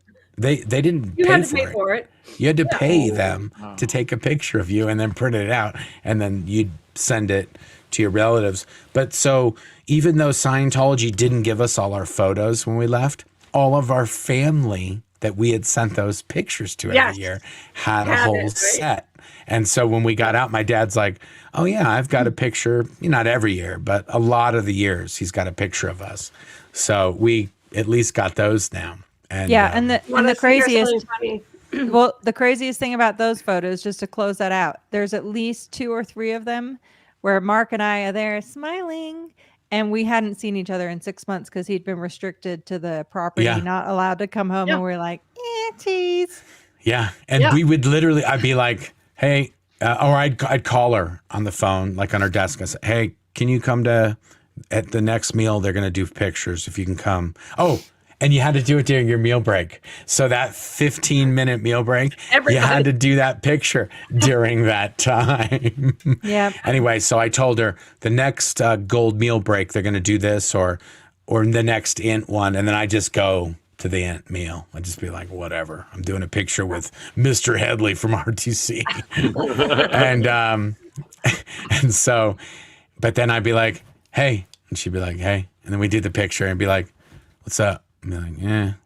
She'd be like, you ever coming home? Be like, okay, see you later. Bye. Because we weren't on the same meal schedule either. So we didn't see each other for meals. We didn't see each other during the day because I worked in a totally different place. And so, they're the best. Claire knows exactly which one it is. She'd also hadn't slept when we did the photo. So she was up for like 2 or 3 nights before we did the photo. And she's like this. The picture, she hates this photo. I literally gag when I see this picture. I'm just like, people are like, oh, that's such a great picture. I'm like, no, it's not. She was about 100 pounds because she hasn't been eating in months. I was like, restricted. I was restricted to the property, but she was in big trouble in RTC. And the reason she was in trouble is because she wouldn't divorce me. And so, and amongst other nonsense. But this picture, she's like, the most fake smile. I'm sure I was like digging my nails. That was my go-to move, was to dig my nails into my palms to stay awake. That was one of those photos. Like, it was awful. Yeah, that was torture. That was torture. Those sleepless days and nights and stuff. Yeah. Oh man. One of those Christmas, everyone, Jim and I got our pictures taken Christmas. Okay, so he had been up for I don't know how many days. He had like stubble all over, a big coal sore in the middle of his lip and black circles under his eyes. I sent it to my family. And you're like, he looks at least great. At least we're alive. Yeah, they you probably never even noticed the thing. That's the thing I noticed with all of the pictures. Like in all the pictures we have, Claire looks pretty good. Claire's looked like Claire since, the early 70s. She's looked just the same. I wasn't born in the early 70s, honey. When were you born? 1975. Okay, that's the early mid 70s. Anyway, that's exactly dead mid. Okay, whatever. You don't get more mid than that. Jeez Louise. Claire looked like Claire before even Claire was Claire. But I literally look like somebody stabbed me in the face right before we did the photo. Like, oh no. Everyone, like just a big red mark right here. Horrible hair. 163 pounds by the time I got off the int base. I had lost 40 pounds. What? At 6'4", I was 163. Oh my! My wife was like, man. Your hips, bones were sticking out. I can see your ribs. I mean, that's how much weight I lost there. Yeah. It was I was not that far off either. I'm 5'7", and I was like 97 pounds by the time I escaped. I mean, it was really bad. I could really I could grab Claire by her waist and just pick her up right in front of me, just like this. That's how light she was. I had to dance in the shower to get wet.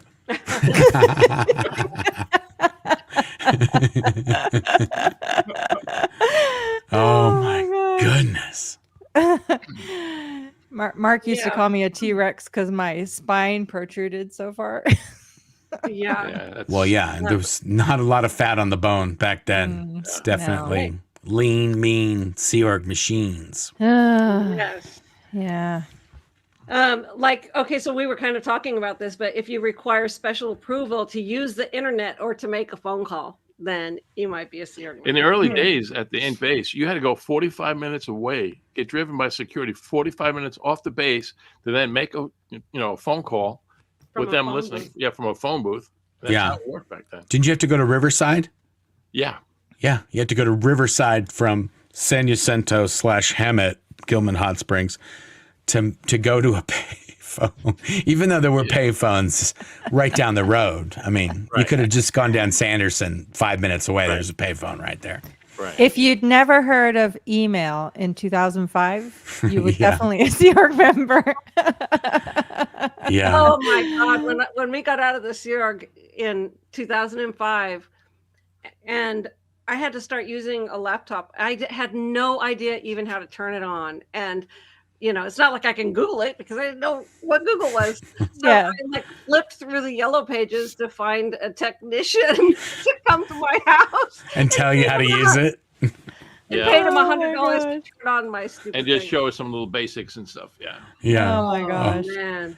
That's why, Mark and I always laugh stones? about our kids. They're always, nowadays, they always tell us, search it up. Yeah. Just search it up. Just search it up. How many stones is 100 pounds, babe?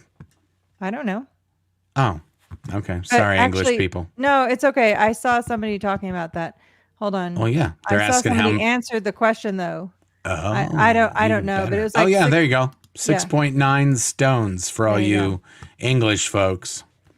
Yeah. I wasn't that much more. I mean, I was probably 10 stones. I don't know what that means, but stone is the UK equivalent of pounds. No, I know that. I'm guessing from 6.9 it's about 7 6.9 was 97 pounds. Yeah, there you go. Yeah. So it's probably about $1.70. Mm-hmm. Yeah, there you go. Yeah. Fun.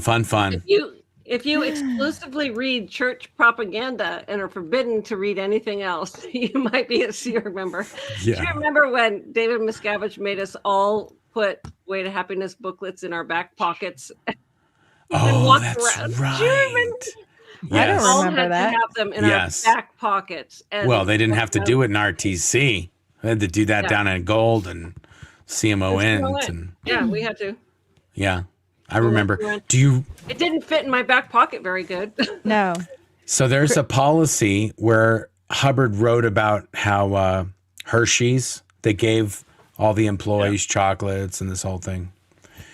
Everyone at the Imp Base got a chocolate bar, a Hershey's bar. I remember that. And it was a symbolic fuck you to the Sea Org members at the Imp Base from David Miscavige. Yep. And he was going around being like, "Did you get my thing?" And people would be like, "Yes, sir. Sorry." And then when he came to our area, he's like, "You guys get anything down here?" And be like, "Yeah, thanks, sir. That was fucking delicious." Yeah. You weren't supposed to eat it. You were supposed to we're bad. Feel degraded because Hershey. You sent me a chocolate bar. I'm gonna eat that bar. What about when we were all made to read The End of Marketing as We Know It and given a bottle of Coca-Cola? Yes. I remember that. That. Yeah. Well, go ahead and tell the Hershey story, Amy, because there's a reason. Yeah, because the Hershey company apparently did terrible because it had everything good for staff members. It actually employees, the workers. Employees, the workers. It let them have days off. It gave them benefits and had a nice workplace, and they failed. And that was L. Ron Hubbard's point: is basically you need to muster the bayonets. You need to what's good for the worker. What's good for the worker may or may not be good for the company, but what's good for the company is always good for the worker. That was the moral of the story. At least will say that in that policy, it was specifically that Hershey factory treated the workers very, very well, and yet they rebelled. Yeah, right. Exactly. And that was a big part of it. It was not just that the company failed; it was that the the well-treated workers rebelled. Yeah. And David Miscavige was always saying how well treated we were. Look how green the grass is. I didn't give a crap about the stupid green grass. That we weren't licking the grass. We weren't doing anything with the stupid grass, you know. And look, there's a sports field. Yeah. Have you ever been on it? No. I mean, I can't stand that. How about his lawyer going on Anderson Cooper to show a basket full of pastries that were made at the kitchen in base to show that it was some kind of paradise. Right. Oh my gosh. These were baked at the in base, galley. Okay. And meanwhile, her eyes were rolling back in her freaking head. Blink. She was blinking and her eyes were rolling back like so. It was all like a shark. I was like, blinkety blink. I thought she was gonna turn her head 360 and start throwing up pea soup or something. It's a fembot. Yeah. Hey, by the way, was that when we got the chocolate bars, was that the same time when we were given packs of gum so we could walk and chew gum at the same time? No, that was a separate. You remember that? That was a separate one. Yeah, these were always happening. It was like always. Dave Miscavige would read something and be like, "That's a great idea. Let's get this book, give it to every person, and give them a bottle of Coke as well, so they know that's where that came from. This is a marketing thing." And it was just like the people at the base are like, no, just like, what? Am I supposed? And that was the best one. Am I going to get in trouble if I drink the Coke? I mean, I got in trouble for eating the candy bar. Am I going to get in trouble for drinking the Coke? It's like, great. Yeah. Should you have read Harry Potter? Should you not have read Harry Potter? That's should you live on the base? Should you not live on the base? Right. And then it's like exactly. You never knew what was going to be the thing that triggered something. I always seem to find it though. You weren't allowed to read Harry Potter at Flag. At any place either. Off limits. You couldn't touch it. No. Yeah, because he was a wizard or something like that. Was like, somehow competing with Otinus or something. Well, no. Yeah. Really? Expeliosos. BTs. Expeliosos. Expelliarmo, I think it is. I could be wrong. Hey, with the BTs, you got to use Expeliosos. Okay, that's what they know. Okay. Yeah, I used to want to be an OT, but now I want to be a wizard. Yeah. I read one of these books. Can you imagine if people are switching teams? I don't tell you. I like the Sea Org, but Gryffindor sounds like a lot of fun. Then you get your magic wand. Yeah. I went to the Sorting Hat, and it said I need a GTFO out of here. Oh my goodness. Having a phone at all is considered out ethics, and if discovered, the phone gets confiscated. You might be a Sea Org member. Completely. Yes. If you don't know which continent your children live on, you might be in the Sea Org. And that's happened. Oh yeah. Or which continent you live on. Yeah, that's right. Remember that used to be a thing at the Imp base? David Miscavige would go, who's the prime minister of blah blah? And people would be like, what's a prime You got minister? me, sir. You Yeah. got me. I know. Or what about this one? If your coworkers have children and you have no idea, you are definitely a Sea Org member. Oh God. KJ. Yes. Who knew? KJ, Yes. did you know KJ had kids? No, I had no idea that she had. That kids. was At when least Miriam 3. showed up. Was it Mhm. Miriam? Yes. Yeah. Miriam. And what's the brother's name? Sam? Yep. When I found out she had 2 kids, I was No, like, I think she has 3, if not 4. yeah.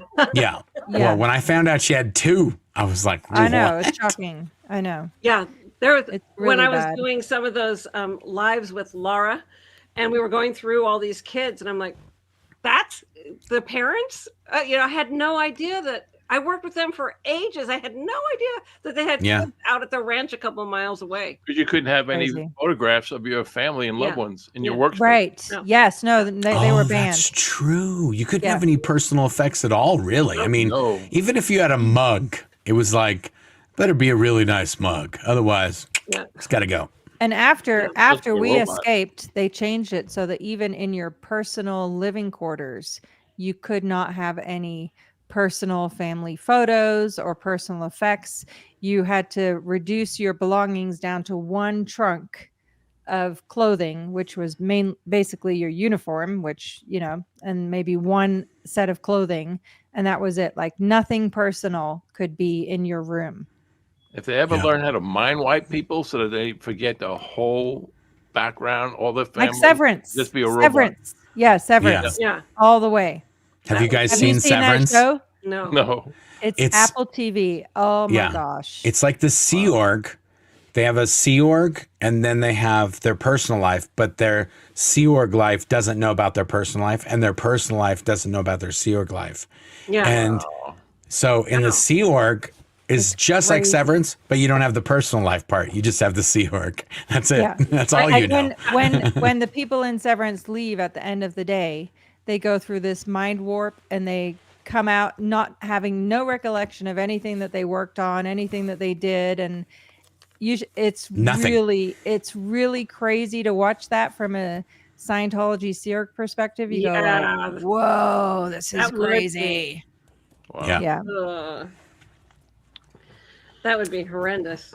Yeah. KJ is her name is Carrie Francis. I'm not sure why we called her KJ, but she was a Sea Org member that worked at the Imp base. Her daughter Miriam and was on the Aftermath show, right? Mm-hmm. Was on the Aftermath show. Season two. Season 2. And then she has a son as well. And she might have another brother, or they might have another brother or sister somewhere floating around.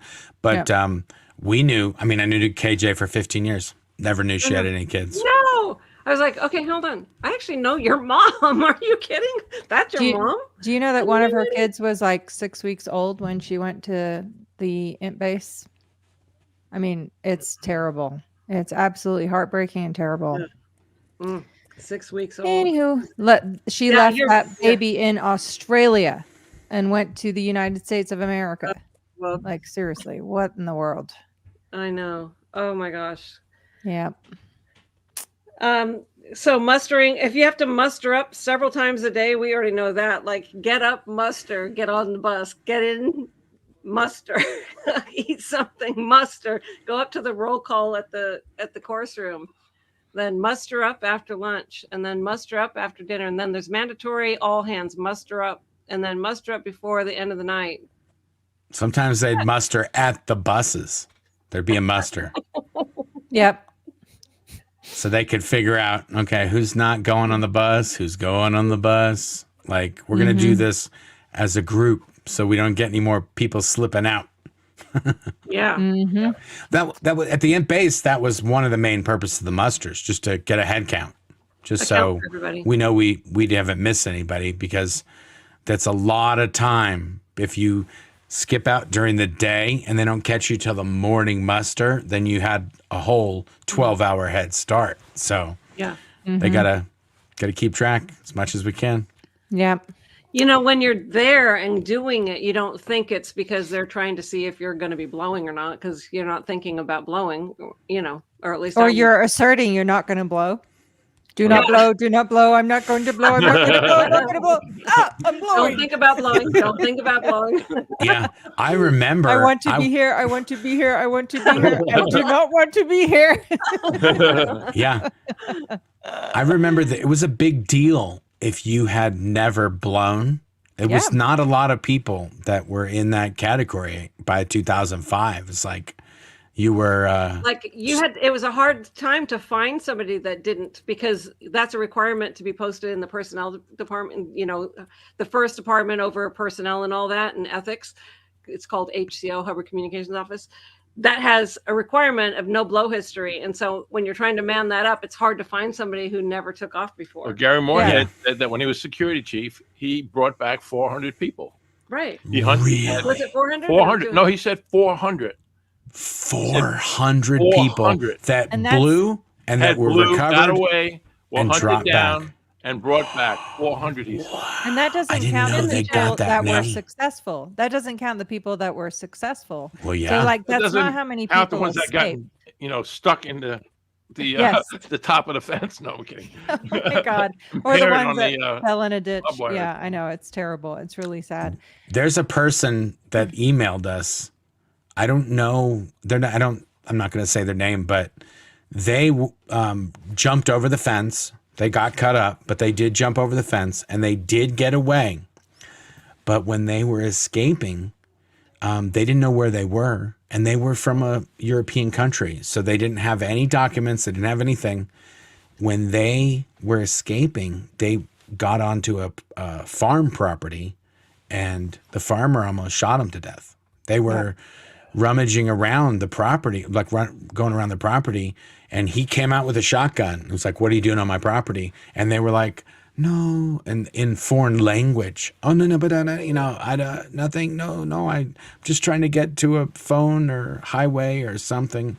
And luckily, he did not shoot them. But then, but that farmer ended up helping them get to somewhere. But Thank goodness. That's an adjacent property to the base that this person stumbled PR upon. Area control, Scientology, good PR area control. Crazy.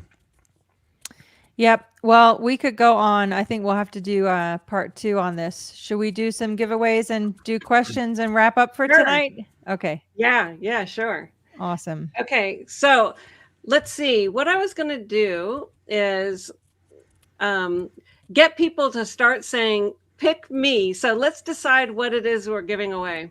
Okay, and is it pick me with a space or pick me all together? Oh, God. Hashtag What does pick that me, all matter? one word. It's on the giveaway. It's very specific. Oh, this is the.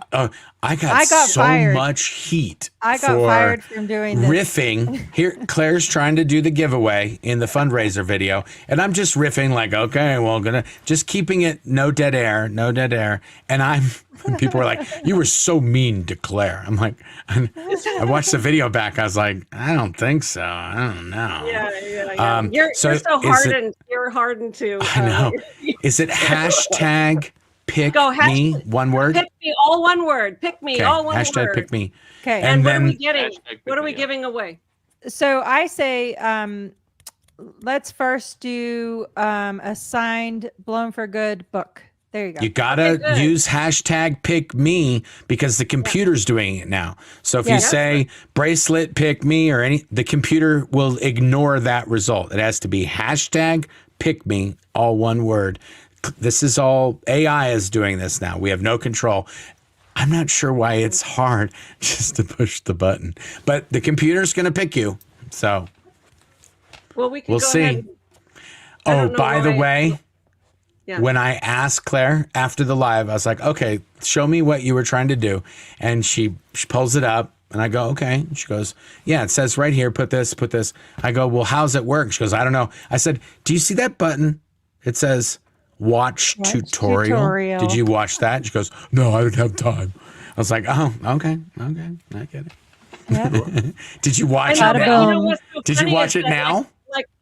So I watched it, and you know what's so funny? Right this second, when I go to present and share screen, and I go to the, I wonder if it's Chrome that's doing that. But I think we just picked somebody. I know exactly what's happening to you, Amy. It happened to me too. Even though the fact of the matter is, I didn't watch the tutorial, but I watched the tutorial after this conversation with Marc, and I was like, I did exactly what it said to do. Now I'm going to try something just out of the box. Okay. I haven't seen the tutorial. I haven't did it. Look, I did it. I just pushed the button. There it is. The winner.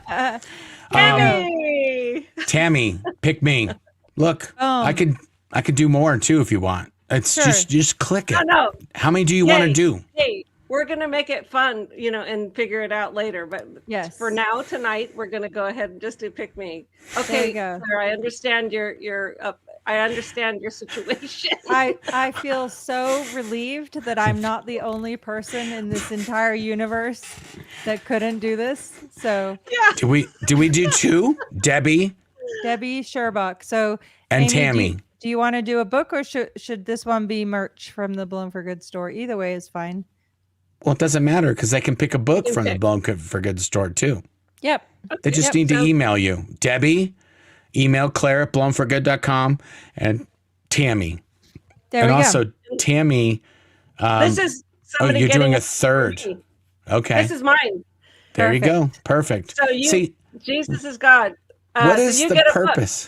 What is the purpose of StreamYard clicking those buttons? That's what I'm. It's just Because a fun. you got to understand, it rolls everybody's name. It doesn't do any duplicates, and if they won something before, it doesn't have their name in the hat for continuing to win. And it does, and it rolls them really fast, and then it slows down, it shows all their names, and then it goes boom with confetti and everything. It's really fun. This is amazing. You guys should get this working. Yeah, I've done it successfully before, and it's like frozen for some reason now. So anyway, and you did it on Chrome? I may have broken it. It could have been me. No, it wasn't. But anyway, so my email for the winner of my book is amy@scobie-publishing.com. Send me an email with your contact information, your address, where you want me to send it, and we'll get it off to you. Congratulations. Yay. Perfect. Awesome. All right. We'll run through the questions now, and we will wrap it up for today. So let's see. Here we go. Sandra Hartley, if you have no sense of humor, you might be a Scientologist. Yeah. Yes. Abigail. Sorry. Okay. I'll click, you read. Okay. Abigail S. Mark, are you still able to do the hand gesture side effects? Aaron has tried a few times recently. It's not working. I don't know. I don't know what to say. You know, you just gotta be awesome, and sometimes you get a rainy day, sometimes you're at a rave. It's just like whatever you're gonna do. You got to show us how to do that. I tried to do it on Claire's computer, and she doesn't have it. I went up there. I was like, "Oh, you got to update your." Really? I have a Mac, and she has to update her Mac to make it so it's as good as mine. But I'm pretty sure she can do it. Thank you, Abigail. I really appreciate it. Nothing. I got all kinds of tricks up in here. Thank you for the super sticker, Sandra. We appreciate it. Yes. Love Sherlock. You might be a Sea Org member. We did that one. Awesome. Mm-hmm. Yeah, I pulled that one. Okay, good. We did it at the time. Sumaya from Osa to Mark. When you don't appreciate my work, it hurts my feelings. Well, I'm sorry, guys. It's a giant waste of your time. Yeah. DP Neverin. If you speak only in acronyms, you might be a Scientologist. That's a good one. Yeah. Oh my God. Yes. We should do one just on acronyms. Escaping the cultiverse, eh? If you can eat a meal and smoke 2 cigarettes, you might be a Scientology staff member. There you go. Takes you one get your to know. before cigarette, your after cigarette, and your. That's true. That is 2 cigarettes. I was thinking, yeah, I guess you can. Love Sherlock. Oh, we did this one too. Okay. All good. Dave Wheelhauer. When your idea of a hot date is a ride to an event while sharing a candy bar. For real. For real. Oh, yeah, baby. Even they hold hands or something like that on the bus is a big deal. Yeah. Yeah, you missed Sweaty palms. Sweaty palms. Yeah. Sweaty palms. My first date with Jim, it wasn't even a date really, but we sat on the bus together to LA, for an event. That's where was Mark and I. Yeah. Japan of Green Gables. If you're 16 but have been divorced 8 times, you might be in the Sea Org. Boom. Yep. Love Sherlock. If sleeping 12 to a room in bunk beds doesn't bother you much, you might be a Sea Org member. So much great input tonight. Oh my goodness. Yes. Single loner. Question. I dropped out of senior year in high school to join the Sea Org at Flag. I dropped out of that, got my GED, BS, MS, made a great life. Nice. Good job. Good. Well done. Well done. Yes, well done. Stephen Britton, if you ask, have you ever met an SP? You might be a Scientologist. Yeah. DDK, if you are 45 years old and don't have a driver's license, you might be a Scientologist. I think Catherine was answering that one in the chat. Yeah, probably. Right? Yeah. Well, yeah, she just learned how to drive like 2 years ago. Mm-hmm. Yeah. I mean, I taught Catherine to drive while I was teaching my 16-year-old how to drive. Same time. It was it was fun. You know who didn't go with Claire when she was teaching Catherine how to drive? This Not guy. I was like, I still sit in the back seat when Amy drives. You do? Like she's your Uber? Uber driver. Oh my gosh. We say that to our kids all the time if they get in the back seat. We're like, "What are we, your Uber driver now?" If it's just me and one of the kids, and I get in the seat, I'm like, "Get in the front seat. Come on, come on, ridiculous." Love Sherlock. If you've eaten a Costco supply of protein bars, then you might be a Sea Org member. Oh yes, very definitely. Protein bars got us through sometimes. Yeah. Yes, absolutely. If you think the end of the week is 2 p.m. on Thursday, then you might be on staff or a Sea Org member. Very definitely. You probably are. Yeah. Shenanigans. Thanks for activating my endorphins. I removed my mascara before watching. Thanks for the laughs. Nice. You're welcome. It's our pleasure. I was at the supermarket yesterday and I looked in the aisle and I was like, 5-hour energy. In the Sea Org, we had 20-hour energy. Yeah, that's a ripoff. Yeah. Andrea says your son went to Dick Scobie Elementary. Oh, that's amazing. Wow. In Washington, like I went to that. It was called North Auburn Elementary, and I did kindergarten through 5th grade there, and then they named it Dick Scobie Elementary. Wow. That's awesome. It's That's fully very renovated, cool. brand new school now. We've been in there. That's amazing. Nice. Ms. Pillow, did you see Doug's Dazed But Not Confused video calling Scientology on 800 number from 1992 promo Scientology video and spoofing the representative? Went on for over 15 minutes. Was incredible. He got the rep to say Xenu. I didn't see that. No. There you go. I'll check it out. Yeah, we'll have to check that out. Xenu. There's a lot of SPTV, and it would almost be impossible for us to watch everybody's videos all the time. Yes. Yeah. Delicious things. What percentage of ex-Scientologists join another religion after leaving versus not practicing any religion at all, if you had to guess? I don't know. I would guess 80% don't. Yeah. Or Don't. 95%. Yeah.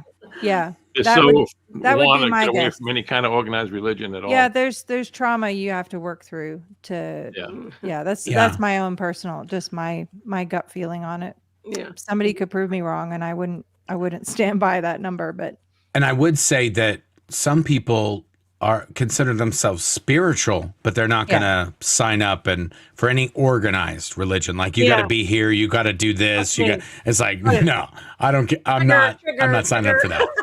Yeah, alert. Yeah, I believe in God. I'll do all that, but I'm not showing up to musters, and I'm not giving you anything if I don't want to.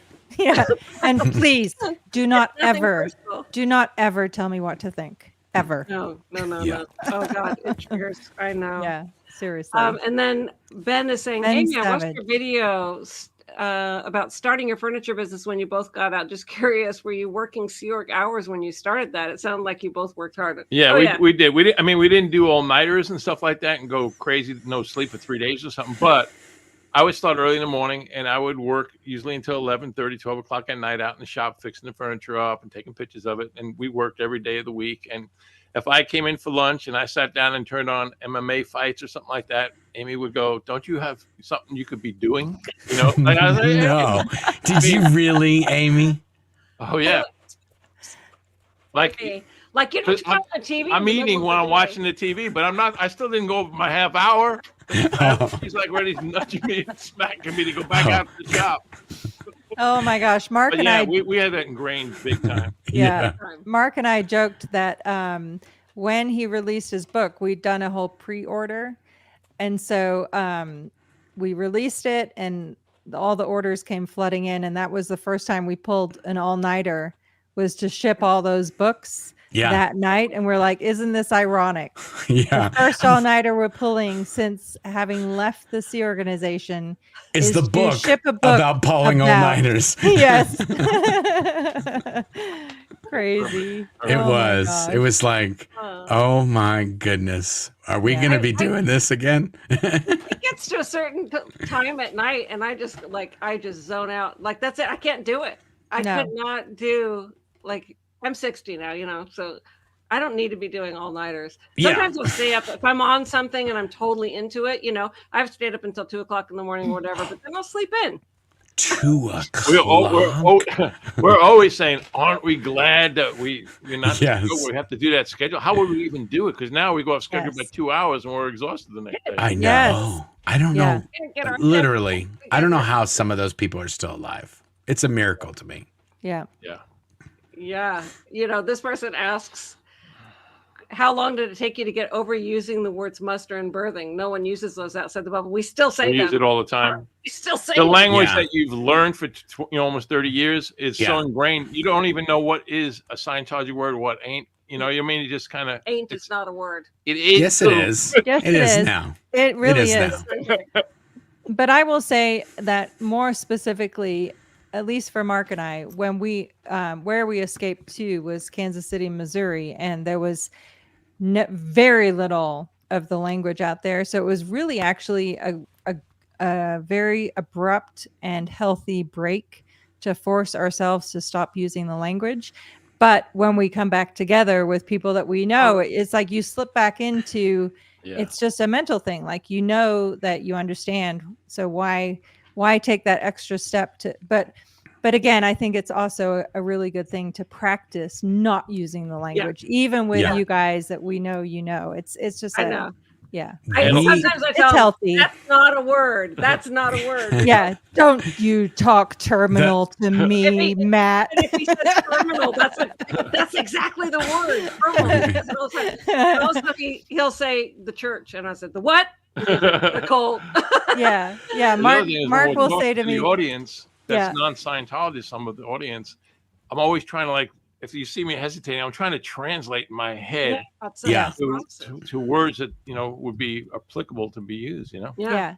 It's a really good thing to practice. Like, to me, one of the best examples of that is to say the word civilian Scientologist instead of public Scientologist, because public Scientologist to someone out in the world means absolutely nothing. It's almost like a weird thing to say. Like, why are you saying a public Scientologist? What does because that mean? That's what like we call open? it.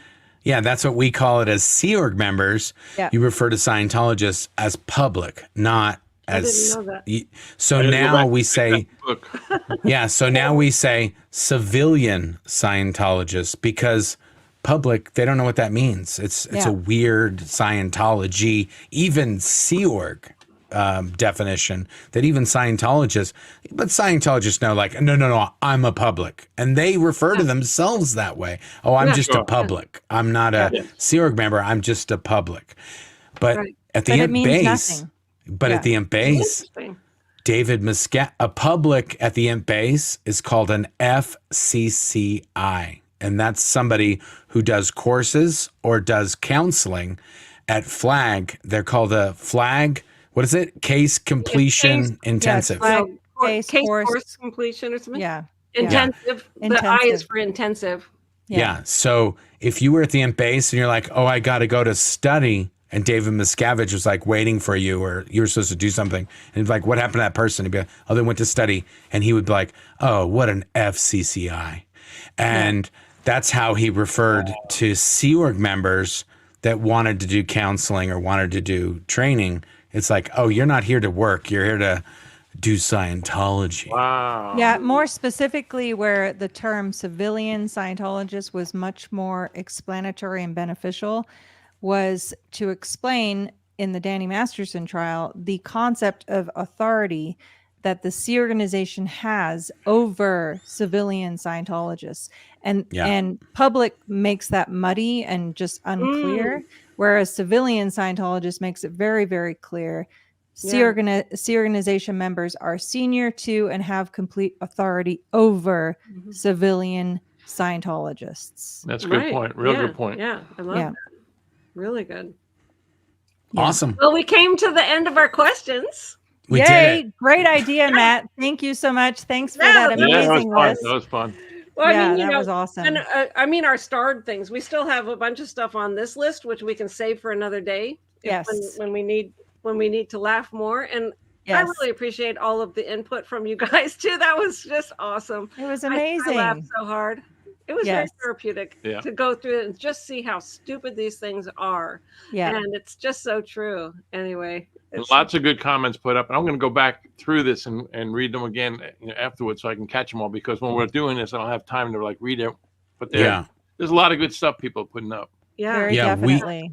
Claire and I do go through the comments. I don't read every single one, but I do read a lot of them.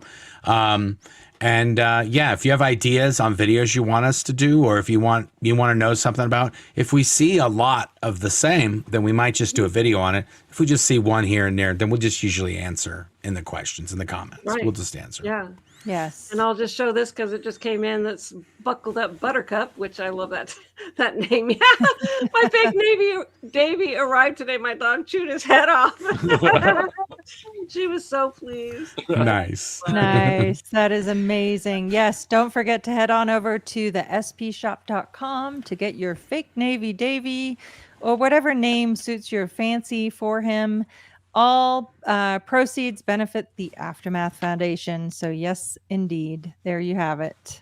Nice. Yep. And also don't forget to smash the like button on both of our channels and subscribe, Queen Bee SP and Blown for Good, for continued exposure of all things Scientology. And it's free. It's free to subscribe. Yep. Yay. It's free. Yeah. And if you want to fake Davy, he's right down in the description, like right below the description. If you're watching on a computer or on your phone, he's right there. You just get it, or you can get one yourself, this Hail Xenu, or you can go to the Queen Bee on Amy's channel. You can list, I think anyone can list the SP shop on their channel if you want to. If you just search, if you just search fake Navy Davy in the product section, it'll come up. It comes up for me, even though it's an Aftermath store. I still put it in here. Oh. Nice. So if you want. And we just added the I Support the Aftermath Foundation hoodies, which are selling like hotcakes. So yay. That's fantastic. Yes, there you go. Okay. Awesome, guys. All right. Always everybody. fun. Well, thank you. We love you guys. It We'll was see you fun. soon. Bye. Bye-bye.